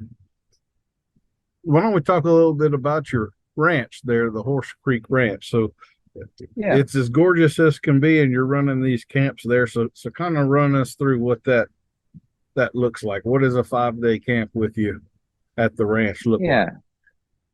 So normally we'll set a date for it. They'll come rolling in. I normally try to meet them horseback at the front gate. We get them their RV spot or cabin. We got cabins here, and then a pen for their horse, and they roll in. And typically they're return clients, not always, but a lot of times they're return clients. So you're coming in with a group of like-minded people that's kind of already been vetted and concepts rolling through, and they're trying. Doesn't mean they're all great by any means, but like they want to be great, they want to be good, they want to learn, they want to get into the program. And we just sit down, we go to work, we have an orientation the first night, and then we start out the next morning with a classroom every morning, which is different at camps compared to clinics. I start out with a 1-hour classroom where it's just me and one of my horses, couple of my horses, and I roll them through everything we're going to be trying to work on for the day, and then I'll throw in some bonus stuff that they probably don't see. Maybe I'll throw down a Garrocha demo or a Liberty demo or something just as a surprise deal. Maybe I'll get a weanling out or a yearling or something that I would never take on the road with me, so they'll get to see like some real foundation beginning stuff. Like this is why it works so well as a 5-year-old, because of today as a 5-month-old. Whatever I'm doing there. So they get to see some inside stuff they might not otherwise see. And then what's nice out here is it's a mix of like arena work and outside work is one of the combos, but then it's also like what in my program I call them principles versus purpose. Is like they get like the ABCs, but then it's like, let's roll out on the hill and do an ABC and see not like how you can survive, but like put it in a more real life situation here. Like in their mind, maybe it's a survival moment. So their confidence gets boosted because it's like, oh, I applied this out there. It's more real. And then their horsemanship really starts to grow because it's just like we were talking about earlier. I like to expose stuff. What are your problems? Like, oh, Nancy, you get scared at this and your horse gets scared at that. And so let's go find that, face it, and figure it out, and I'm going to be there with you. So when it all hits the fan, I'm going to be talking you through it or helping support you or whatever we're doing, so that you don't have to deal with this anymore. You can be helping your friends with this because you're confident here and you know your horses. Like, so we set up some stuff, and I'm real adamant I give people essentially 2 lines on my registration form. It says, what would you like to work on? It's just 2 lines. And if they write small, they can fit 3 or 4. But they get 2 lines, like just put what you want to work on. Sometimes they'll just put, I want to work on everything, or I want to work on my confidence. But they have enough room. They can put, I want to work on flying lead changes. I want to work on sliding stops. I want to work on herd bound behavior. I want to work on trailer loading, whatever their thing is. They got room. And 99.9% of the time, every single person at the clinic, I will check off that whatever they put on that sheet by the end of 4 or 5 days, I will have checked that box, either fixed it or given them homework on how to fix it or a program to address it all the way through. And we're really big on that at the ranch, to do those things. And I'll drag the whole group. I'll be like, well, it's Nancy's turn today. She wanted to work cattle, so we're all going to go out and get the cattle. And they're like, well, my horse ain't ready. I'm like, great, we're going to figure out a plan for you to get your horse ready. And I'm like, well, Mom, I don't think it'll be any fun. I'm like, well, this is how it's going to be fun. You're going to get this fun part of here. Like, or I don't want to do it at all. I'm like, that's fine. You don't have to do any of it, but you're going to get this gait with your horse or whatever the thing. Like I incorporate everybody into the everything. And the next thing you know, they're getting a little bit of feel of that purpose in real life situation that I'm talking about. It's not like, the buffalo's running down on top of their horse and they got to make a big move, but like it's real enough for them. So they start going, oh, my horse is, I see, this is why he needs to actually pay attention and listen, and why I need to step in there and support him through that properly. So it sets up things. I call it like a learning environment. So when they come out here, I call it like the Horse Creek experience. I'm just setting, like, I honestly don't know what they're going to learn, what I'm going to teach, etc. Like there's obviously a foundation of stuff, but every week is so unique as to what they're going to learn and things. But it's really, I always tell people, it says, if you're in here with the right group, like it's going to be an incredible week. And so many people, they just like, I don't know, like I had one gal last week, she's just like, I think she's coming like 6 times this year. She started out kind of with a toe in the water doing this, that, or the other as a referral from a friend, and now all of a sudden she's rolling in 6 times this year to camps and clinics. And she's just like, I am mind blown. Like my mind is blown every time I ride. And it's not, to me, it's not just because, like, yes, the information is good, but it's how she's learned to learn, how she has learned to look to the good side of things, the problem solving side of things, and how she's now riding a horse that she's confident in. But when she first started, her horse was a piece of junk, bucking her off, inconsistent, snorty, whatever, lack confidence. She didn't know what to do. She had shut down. Couldn't do anything. And she's made this evolution, right, to this other side. And, in her mind and a lot of other people's mind, what she says, she's like, it all changed once I came to the ranch. She's like, and she's always telling people, says, you think the clinic's good and you think you've learned a lot here. Like, I get that, but you need to go to the ranch. It's like your whole life will change out there. So I don't know what exactly it is out here, but I feel like mostly it's the combination of the people and the things that other people have taught me that I can introduce to these folks that builds it. But I just like I like knowing that I have a place and an environment that can push even just an ounce of the way I was brought up, the way I was taught, and the way that I learned into these people, so they can have that, just a small amount of that experience, because it gets them to that point a little bit where they are on that horse that is hooked to them and their mind operates in the right way, so that they're safe and focused and forward moving and proud of the things they have. Because so many people, and you see it all the time, they're big talkers, but they lack confidence. Their horses are inconsistent. They're scared. They're wrecking all over the place. Their horses are colicking and hiving and, running through fences and kicking the farriers and all these things, right, that don't need to be going on. So it's nice to have a pocket of people that that can dodge all those bullets, and it's a lot of, I think, how that's created is because they've come out here and they're just sticking with the program. So That sounds pretty nice. You mentioned cattle. I come from a cutting horse background, and the cow clinics are my absolute favorite types of clinics to do because, sort of like you said, cow is a great equalizer. There's a lot of people that have yeah, no what I call right now in their horse. So like if you get yeah, reining people in right there, they're used to having lots of time to set everything up. They can see this coming 20 feet from now and so forth. And when you bring the cow into the equation, you don't know when you're about to stop. You don't know when you're about to yeah, turn. Like you got to yep, be reacting off of them.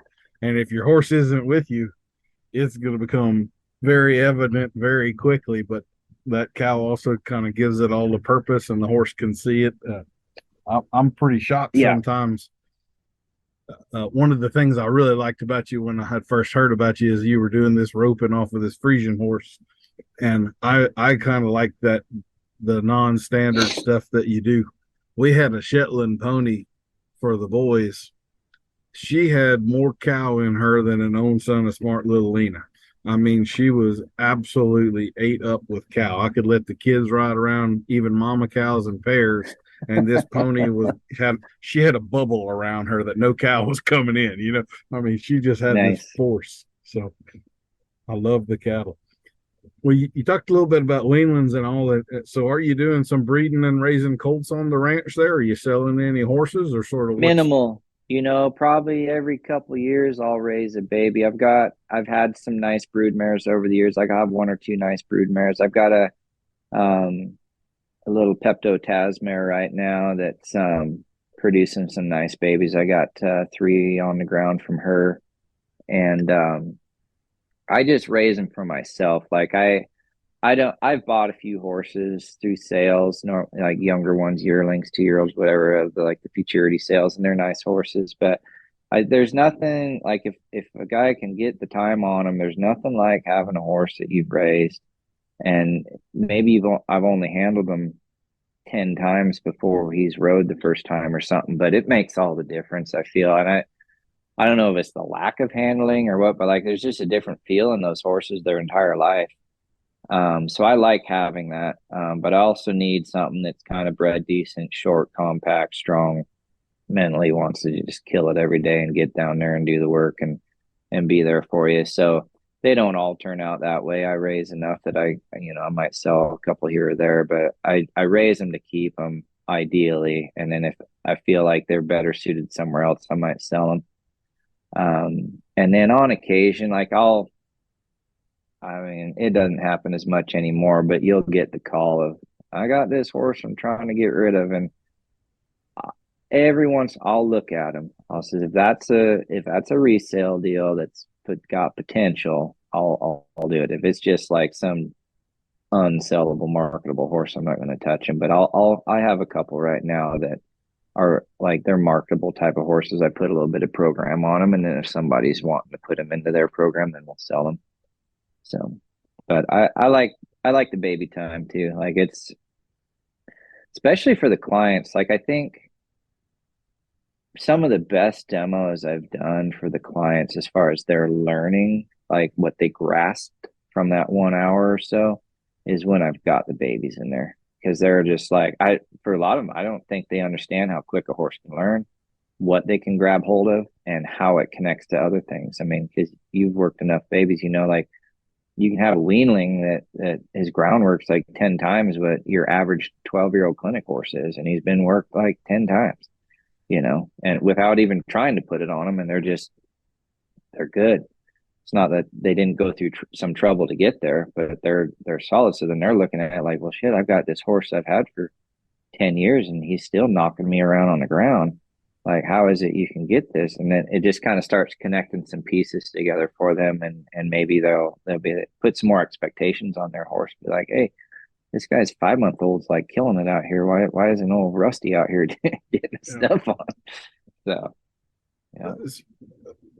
So I don't know. I may wind up cutting this out, but you mentioned Pepto Taz broodmare a minute ago. So My last apprenticing job was for Randy Cherry, where Pepto Taz was trained. I worked there for Oh, about a really? year, so I watched him get worked every day.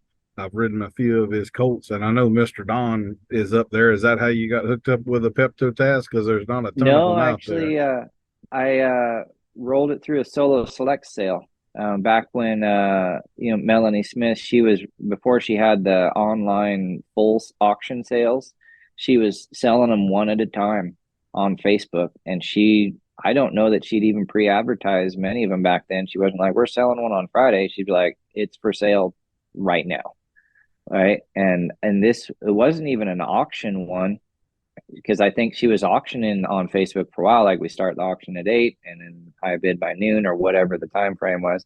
This is just like, this is the price we want for it. Do you want her? And so I got in on that because she had a little filly by her side that was actually, I wasn't looking for a Pepto Taz. I was looking for what she had on her side. And so she ended up coming with that package. So that's how I got that horse. And it's because she rolls a lot of cutting horses through that deal. Yeah. But he was an absolute freak. I can tell you, a lot of people don't know the difference in the performance horse world. You have a lot of pretty good ones, and then you kind of have to see that Mm-hmm. one that's got that extra something to realize, oh, there is another Yeah. level Yeah. out there, and Yeah. he had it. He was absolutely a freak. So good to hear that name. That Yeah. brings a little smile to my face. Yeah.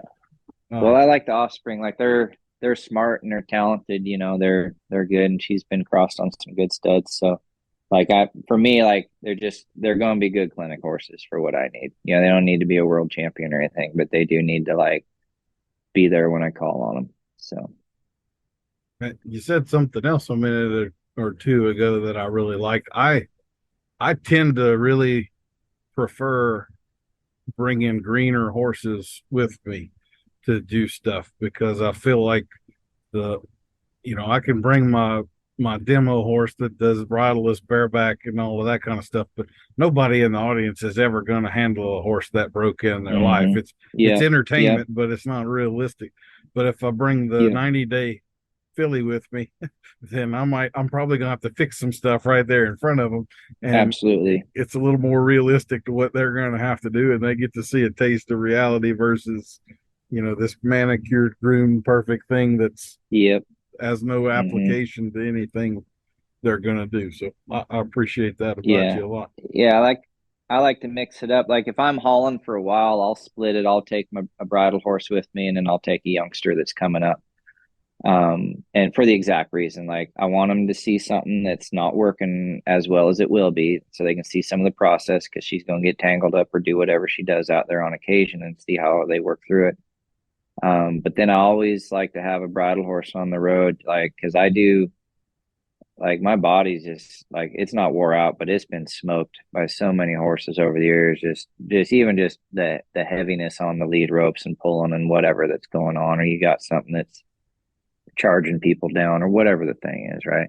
So I like to have one to work from horseback. Then like if something tough comes through the gate, I'll be like, "Don't worry, man. Like I got my horse here. We'll get the rough off of them, and then you can then we'll figure out a plan from the ground. But I'll take them off my saddle horse here for a little while and kind of even this playing field up a little."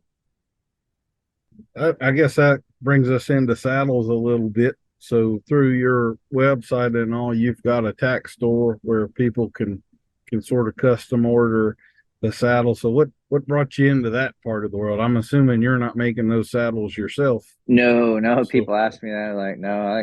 So what happened was, I rolled into this barn, I don't know, 15 years ago or whatever. And I rode with this guy, and I liked everything that he did. And I was like, yeah, I was at a point where like I'd had some money saved up, and I was really hunting some education and stuff. I really liked what he had done. He'd been giving me some lessons here and there. And I was like, "What do you got for sale?"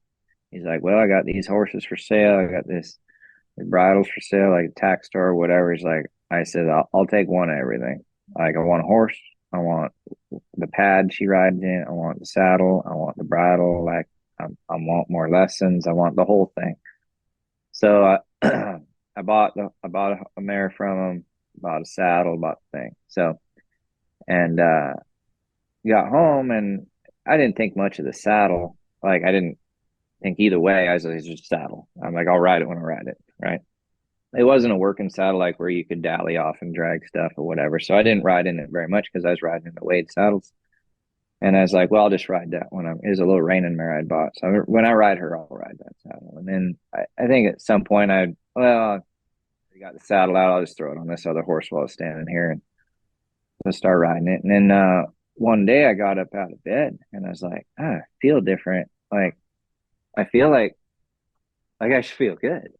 Like, and I'm not all fatigued and weird and like not completely, right? And so then I rode in the saddle for a few days again. I was starting riding it for a little bit. And then I went back. I was roping or something. So I put a Wade saddle back on. And as soon as I sat down on that saddle, the Wade saddle, I was like, this thing's uncomfortable. Like this thing's real bad. And I've been I love the saddle. Like I love it. I've been riding it forever. I was like, I can't feel my horse. I can't do a thing. And then I was like, the next morning I'm back to feeling bad again in the morning.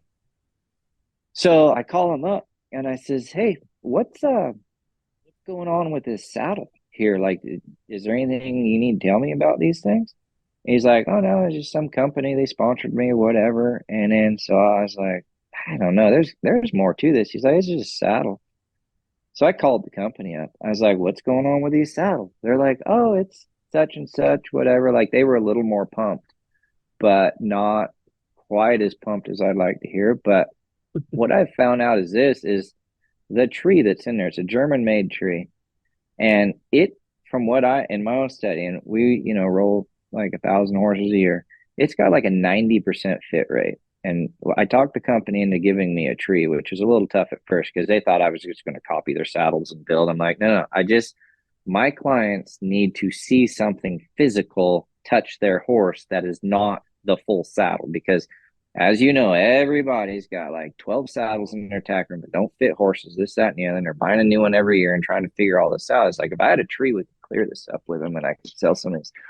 So they sent one over. In all the horses I put it on, I would average, say it's about a 90% fit rate. And it don't matter if it's a draft horse, a half draft horse, a running horse, a quarter horse, a gaited horse. Like it does not matter. And if it doesn't fit great, it fits better or good enough to still perform well in. But it's got a flex to it. So that's why you can't like rope off it and stuff. So it rolls with the horse a little bit. It flexes in the middle, and the fatigue or lack of was coming because the seat's doing this just a little bit. Like you don't feel it like, wow, the saddle's sloppy, but Mhm. your body is like sitting on a little bit of a Yeah. looseness instead of like a solid wood tree. So then the fatigue's less, and then it's cut so close to the horse without being one of those weird new age ones that weigh like 3 pounds and have no leather or anything on them. You're so much closer to that horse, so you can feel everything. It's just been a game changer for me. I would say it's increased my trainability of horses and my rideability with the horses and how they feel like 30 to 40% real easy with these saddles. And that's the only reason I sell them to the clients is because I feel like it does that same thing for them. Like it gives them a better shot at things. They're call them 60 years old. They're, riding this horse. It's mediocre-ish or whatever. They only got an hour a day or an hour a weekend or whatever. Like they've got to be efficient with their time. They've got to be productive. They don't need to be fighting saddles that are slipping and falling and doing whatever the hell saddles do, soaring their horses up and stuff. So they can just like get out there and make beneficial time with what they have. So those saddles have been a game changer for me. And then because I order so many, I can kind of kick some discounts to my clients and stuff. So they're able to roll in on a pretty good deal with them when they order through me. But it's just like all the other stuff I sell. I only sell stuff that I feel like really, really will help the person and make things more beneficial for them and their horses. So my tack store is pretty small, but everything in it's like key, to the relationship. So Well, I like that. So do those saddles actually come from Germany or it's just a German tree or So the original mechanics of it was German, which to me I feel is more beneficial because they've been riding horses a lot longer than we have over there for sure. But the couple of the key players that are moved to the States and they build them now in Ider, Alabama. out of a little shop there. And yeah, they've been real good to me though. They just pump themselves out like crazy. And then, the other thing that I liked about them that is different than a lot of the other new-ish saddles, like maybe in the gated industry or endurance or English or whatever their little offshoot is. I have yet to find a saddle that is kind of the new tech that also like $1 million riders ride, or top trainers, or like you don't see it. Like, it's a great saddle, it's the best thing in the world, but the engineer that made the saddle's telling you this, and he owns a 30-year-old Appaloosa in his backyard. It's the best thing ever. It's like, well, does it really work or not? Like, I get it works on your horse, but are you even riding your horse, right? We need to know mechanically, is this thing going to hold up? Is it suitable for horses? What does it do in high intense situations? Whatever, right? So because they also have a lot of big riders on these saddles, I was like, this is a shoe in. Like, them got those ladies and guys that are riding, like, they're not going to be riding crap. There's maybe other saddles they also ride in, but like, they support the Continental saddles all the way through. So Well, you've talked a little bit about some various learning resources, and it sounds like your preferred method of learning is face to face. So you seem to typically find a person who knows more about this or is an expert about this, and you hang out with them for a while and absorb what you can absorb from them. Do you have any other, like, books or anything that was pivotal for you in your learning, or videos, or anything other than the people part of it? yeah, like, I've read through Horsemanship Through Field, the Bill Dorrance. I read Ray Hunt's book, flipped through some of the Buck Brannaman stuff. I watched oh my gosh, who's that guy that does all the storytelling? Oh man, I totally forgot. But his name always slips me when I hear it. I always know. But he wrote like 4 or 5 more like his upbringing. He calls it the old man in his book, like hanging out with the old man. But going through his series, a few guys. But it's honest. I'm not a big reader, unfortunately. I'm more the hands-on type guy, or maybe watch a video or something. But yeah, those books have been influential because it's the core, right? Like, in all these years, I maybe have adjusted a technique or an exercise or added or subtracted, but I have never stepped away from the foundation principles or concept. Like, I've never stepped away from that. And whatever's either come into this program is always fit the core concepts, which are in those books. Like, and maybe my interpretation of them is not the best or 100% correct or whatever, but I've always tried my hardest to keep everything in that wheelhouse, mainly because, like, it has never ever failed me. Like, it has never failed me. It maybe's taken me a year or a day or 6 months or an hour or whatever to get through the situation I'm working on, but it's never not happened. Like, it's never not happened. So I stick with that. And I guess I just have a couple more questions for you. I've kept you a little while here. This is one of those questions I feel like a jerk for asking, because it'd be the kind of question I would hate to get, but I'm gonna ask it anyway. So, how would you define horsemanship? And I guess what I'm kind of getting at there is, we've talked a little bit about sort of a foundation I think we share, but then there's also what it has morphed into these days, and I think we probably, I'm guessing we would share a distaste for how commercialized and so forth some of it has gotten, and also, so what does the term horsemanship mean to you? How would you define it? Um, I'd probably keep it pretty simple. Like, when his feet become mine, like, you're there to some extent, but with that comes a lot of things. You've got his mind, you've got his emotion, you've got his will, you've got his desire, you've got his focus. There's a lot that comes with, like, when his feet become yours or her feet become yours. Um, just real simple. Yeah. But on the other side of it, it's like, it's like the art of learning to me. Like, are you a student? And on the same side, is your horse a student? Like, is he wanting to figure this stuff out and learn? And like, is are they engaged? Does she want to be a part of this situation or not?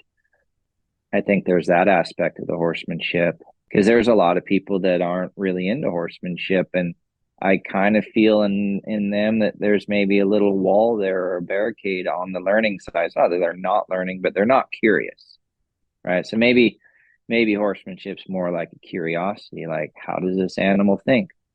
Why does he think this way? Like, I think about some of the greatest trainers I've been around, like Todd Bergen and Sean Flaherty and Mike Flaherty and Nick Dowers, and if you like all these people, like, and there's dozens of them, really, one thing they have in common is their curiosity about how the horse thinks. Like, they're really into that. They like the performance. They're like, I got to get this thing stopping better, turning better, whatever. But they're not like just pulling a bit off the wall to do it. They're like, well, how can we set things up better for this horse to want to kill it? Like, want to be there, right? What can we do for her to build that out there? So that would be the other aspect of horsemanship. And that's, I think, why my people are so good, is they've got that curiosity in them. And if they don't, when I first meet them, they kind of look around the room and they see what's going on. And they're like, all right, this is where it's at. It'd probably be great if I was a little more curious and hopped on some train of some sort and moved this whole outfit forward. Yeah. So those are some things, I think about with horsemanship. And like you said, there's other terms and, people commercially putting it out or whatever, but yeah, that's probably where I'm at with that. Well, cool. And then my final question for you is, what sort of a legacy would you want to leave with regard to this? What's the mark you're trying to make with your group of folks there? I probably, at the end of the day, if they could just have the confidence that they, one, think they want, but two, the confidence that I think that they really need. If that could be instilled in them down the road, to where they're safer, they're more able, they're more willing, they have that curiosity that we just talked about. I think that would be the biggest thing. Is like, I just want them to be able to enjoy that side of life, I guess, because once they've felt that, like people, like they love horses, right? Some of them, maybe they, for different reasons or different outlet, but we're all drawn to the horse, to like there's just something about him, right? Maybe it's a love or a desire or a passion or whatever the thing is. But it's one thing, like, to like a horse, but then it's another thing to like experience everything that horse has to offer, whether it's a lifestyle or the ride, or the connection that they're achieving. And if I can be any help to that, to achieving that, because it's obviously, they can't just show up with a horse, like go get a horse and not have help and achieve those things. It's just not happening. Maybe if they're 13 years old and they're going to be out in the backyard with that horse for 6 hours a day for the next 20 years, they're going to achieve a lot of things on their own. But in general, most people putting their hour or so in here or there, they're not going to get close enough to it. So if there's a way that I could help them achieve that, I think that would be the biggest thing. And then I like the,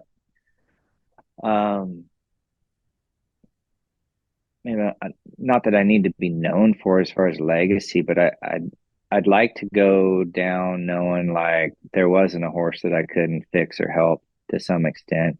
At least put a map there, a pathway for them to get through. And if I could pass enough of this along to a couple people to be able to just keep it going, would be good. If I could, and I've got a few out there, but like, one's just like, hey, like, if I'm not here, you guys got this, and we can keep pumping some of that stuff is like, as you know, is just not available anymore. Like there will never be another Tom Dorrance, another Ray Hunt. I don't care what happens in the world or society. There will never be a handful of those people anymore on this planet. I don't even see how it'd be possible. So to even just pump a small amount of that understanding and that knowledge, that those type of concepts forward, I think it's super important because there's obviously a lot of things that keep the horse industry going, but I feel like those foundational concepts, whether they're like touted on or bragged on or used public, whatever, I think without some of that as the base in all of the industries, I don't think the horse world will do as well. So I think it'll be something that helps hold the industry up if it's done right. Very well stated. Well, Steve, you mentioned a little bit earlier about you'd created some online courses for your students sort of between that year of you coming back to town and so forth to give them some stuff to do. So why don't you tell us a little bit about the courses that you've got and the intention behind it and how that all works? You bet. So I've got right now currently a couple different options for folks. One of them is a year-long or yearly membership, and it's got on it. It's a pretty cool deal that you can go in there and there's a bunch of videos on there, a video vault, but it's also laid out in like a beginner intermediate format where you can go in and start in one spot and just kind of work your way through like as an evolution just down this little pathway. And it's all laid out and it helps people like how should I think? What should I be thinking? What type of questions should I be asking? Where should I start with my maneuvers or techniques? Like where's the beginning? Where's the middle? And things like that, and gives them options and situations to work through because a lot of times people they just don't know. Like when I go to the barn, like what do I do when I'm done brushing him and bathing him and picking his feet? Now what? And how do I steer away from bad habits and encourage good habits and things? And then there's a levels program in there that gives you a certain series of tasks to do that if they can complete all of those things, it just builds a certain amount of base and structure to them and their horses just by going through the techniques. And a lot of them aren't honestly that hard, but the combination of all of them is what builds that strength in the relationship. And then from there, they can evolve the relationship. So it's like a supplement to the clinics and camps and stuff, but it's something that can also be done on its own. And that's how it was set up. It comes with an instruction manuals and roadmaps and tasks, and you can score your level sheets and stuff. So it's kind of just like if a person like cannot get to clinics or it's a long time in between, it just kind of helps keep them going on their own a little bit. And then there's a community they can interact with. I'm on there all the time on Facebook. There's a Facebook group. You can interact. Hey, Steve, I'm having a problem. This is the video or this is the situation. I'll get on there and help them. And there's enough students on there too, though. If I'm like an hour late to the party, there's probably already 5 answers on there. And I look at the answers, I'm like, these are pretty spot on. So there's a lot of good support that way because, like I probably have access to, I can make a phone call or a text and get some answers for some pretty big people in the industry within probably the day or hour or whatever. But as a general horse person, I mean, if you're relying on your crazy neighbor next door, I mean, if they happen to be crazy, like you don't have a lot of help out there, right? You're like, they've been around horses their whole life, but they've only ridden a horse once a day or once a month for 30 years. Like their experience level is not enough to bail you out of your situation. So to have access, like just type it in there online or drop a video and within a day or whatever, you got at least you have some interaction and some ideas, either like, yeah, keep going. No, it's crap. Do this instead, whatever it might be.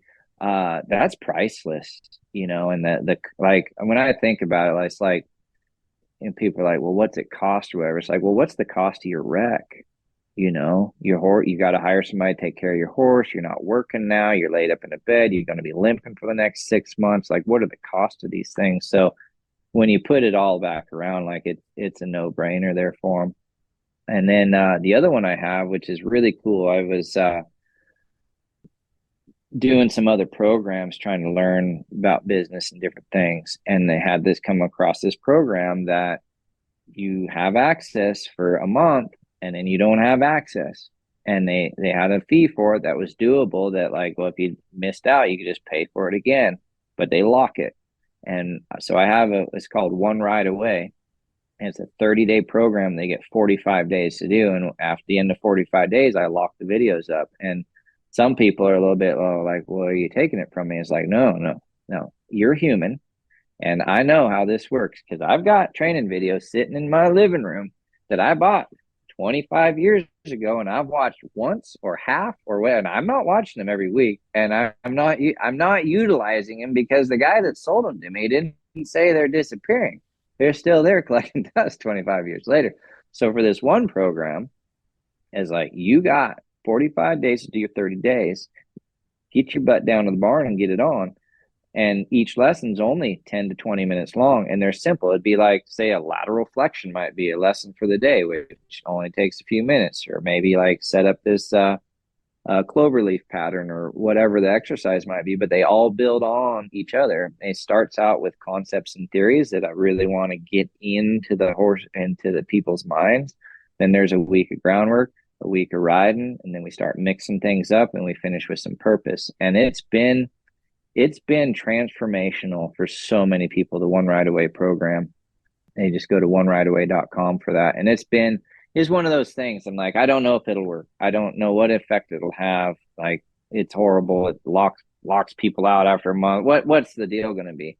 And what I found is just the fact that they are getting down to the barn for 10 minutes a day for like 30 days straight, essentially, in a 45-day period or whatever, taking a day off here or there. They come out at the end of that month, even if they don't finish the program all the way, they are on such a different level of inspiration and motivation, and their horses are just like, shoot, I'm not used to seeing you every day. This is great. Like, I'm learning stuff. I'm engaged. I want to do things. So that One Ride Away program, like, if I were new in the horse industry, I would milk that thing up a couple times a year. And we do it probably 4 or 5 times a year. It's getting released when they go there. That's probably every 6 weeks it gets popped out again. So like, by the time this podcast is out, it'll probably be halfway through one or towards the end or whatever, but every 6 weeks that thing gets released. And I just can't say enough about it. And it's not because like I built it. It's people tell me all the time, like, Steve, thank you for that program. I'm signing up for it again. And then there's 2 levels to it too. So like, they can go through one course and then maybe take it again or whatever, but then there's a whole nother level of it. They can do another 30-day program. So I mean, the information in that is like, it's insane when I think about the information that's in there. Cause like, I'm just thinking myself as like a high schooler, college kid, whatever, if I had access to that, I'm just thinking like the wear and tear on my body, my brain, and everything would be so much less if I just even had an ounce of that information in my body ahead of time. How much easier things would have been. So that's the main thing. And then hopefully by this winter, we'll see. Like, I was just every day I'm working on it. We're coming out with an app for your phone called the School of Horse. And it's going to be a combination of the One Ride Away, the Horse Teacher University. There's going to be a GPS riding tracker on there. There's going to be its own community within the app. There's going to be a way to store horse records and things for your personal stuff, schedule your appointments. There's going to be goal trackers. There's daily motivation and daily tips. And it's just, be like this huge little horseman site, my app for my people. But a lot of stuff packed into it. And if that thing hits the ground running, I think it's going to be really transformational for people, not just in a training aspect, but like a community aspect, mental thing to help keep you motivated. And it'll be its own thing. It's kind of off the side of like, not like stuck in Instagram with all the distractions or the Facebook, whatever. It's like its own little area if a person stays in that app a little bit. And I'm looking forward to seeing when that thing hits the ground, what it's going to do for folks. But if it doesn't fire, it's going to be a nice little app for me and a couple of my buddies. But if not, it'll be a great use. I'm hoping a whole bunch of people get on board with that because it's going to be a nice combination. But that's going to be called the School of Horse, which is what I call the program out here at Horse Creek Ranch. We call it the School of Horse. So we'll see how that goes. But as far as online stuff, that's the most stuff we got going. Plus, we stay pretty active on Facebook and stuff. We got sometimes we'll go do Facebook Lives. We got daily stuff going on there during the week for tips and motivations and stuff. We're posting some reels and videos and all that. Just kind of keep people going. I think it's a good tool for people. Nowadays, you got 10 seconds or 30 seconds or 5 minutes or whatever during the day to pop in and pick up a tip or something, or see somebody else doing something, and just keeps my whole crew moving forward a little better, I think. So. Well, it sounds pretty cool. I'm always a little reluctant on the technology train, but whenever you can get it to work properly, it can certainly be nice. I'm a little convinced it's full of witchcraft and wizardry, though, because Yeah. it just goes sideways for me all the time. Yeah, I've been the same way too. I was a little hesitant at first, but it's kind of one of those things. It's like, the industry's changing, and there's different tools available, right? It's just like it used to be horse-drawn wagons, and then there's cars, and there's pickup trucks, and you got, your fancy custom truck pulling a nice trailer, whatever. Like, there's an evolution, and I feel like in the education series there, with tools that are available nowadays, it's like, I think if it's done properly, like, because I've seen it on the other side, like when the client comes out the other end with the education, I went from like, I don't know, to like, this is a valuable tool if it's used properly at the right time. It's a supplement. It doesn't replace the one-on-one and the interaction with the horse, but it sure supplements it, and gets them to a nicer place in a more efficient manner, I think. If nothing else, it's like a daily inspiration and motivation for them a little bit, so that they do get out there and hit the ground running when they do get out to the corral. So. I like it. It seems like you have a very good way of organizing things and planning them out and all of that stuff. I'm a little bit jealous right now. Some of this I'm going, man, I should have thought of that, but you got it first. So anyway, and of course, as always, folks, we will have links to his website. Everything that he's talking about will be in the show notes, so you'll be able to go right there and find the programs that he has just discussed. Okay. Well, is there anything else that you want to touch on, or everything?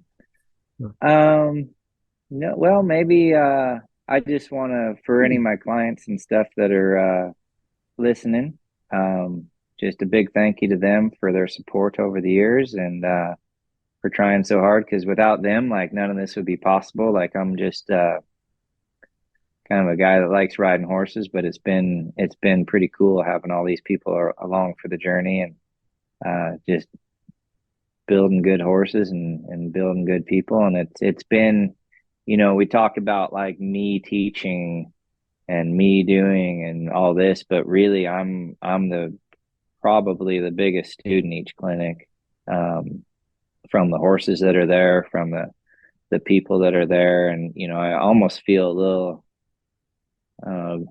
maybe greedy's not the word, but it's like, like, if there's, we had a 7-day stretch the other. We had 50 head of horses come through in 7 days, and I'm thinking, golly, like, I get to get all this experience, like 50 horses in 7 days. Like, this is so cool. Like, they're like, aren't you tired? And this, that. And I'm like, this is like the best week ever. Like, we get to really, and I'm not talking, they just walk, they're there for days, working on stuff. And I'm like, this is so cool to connect the pieces and stuff about how this person's working and that person's working these horses. So, without them coming and showing up, like, I don't get to be greedy about my learning and things like that. Cause back in the day, like, it all started because I feel like the guys that were teaching me, they had that in them. Like, they were greedy about learning or curious or whatever. Like, they wouldn't have known the things they knew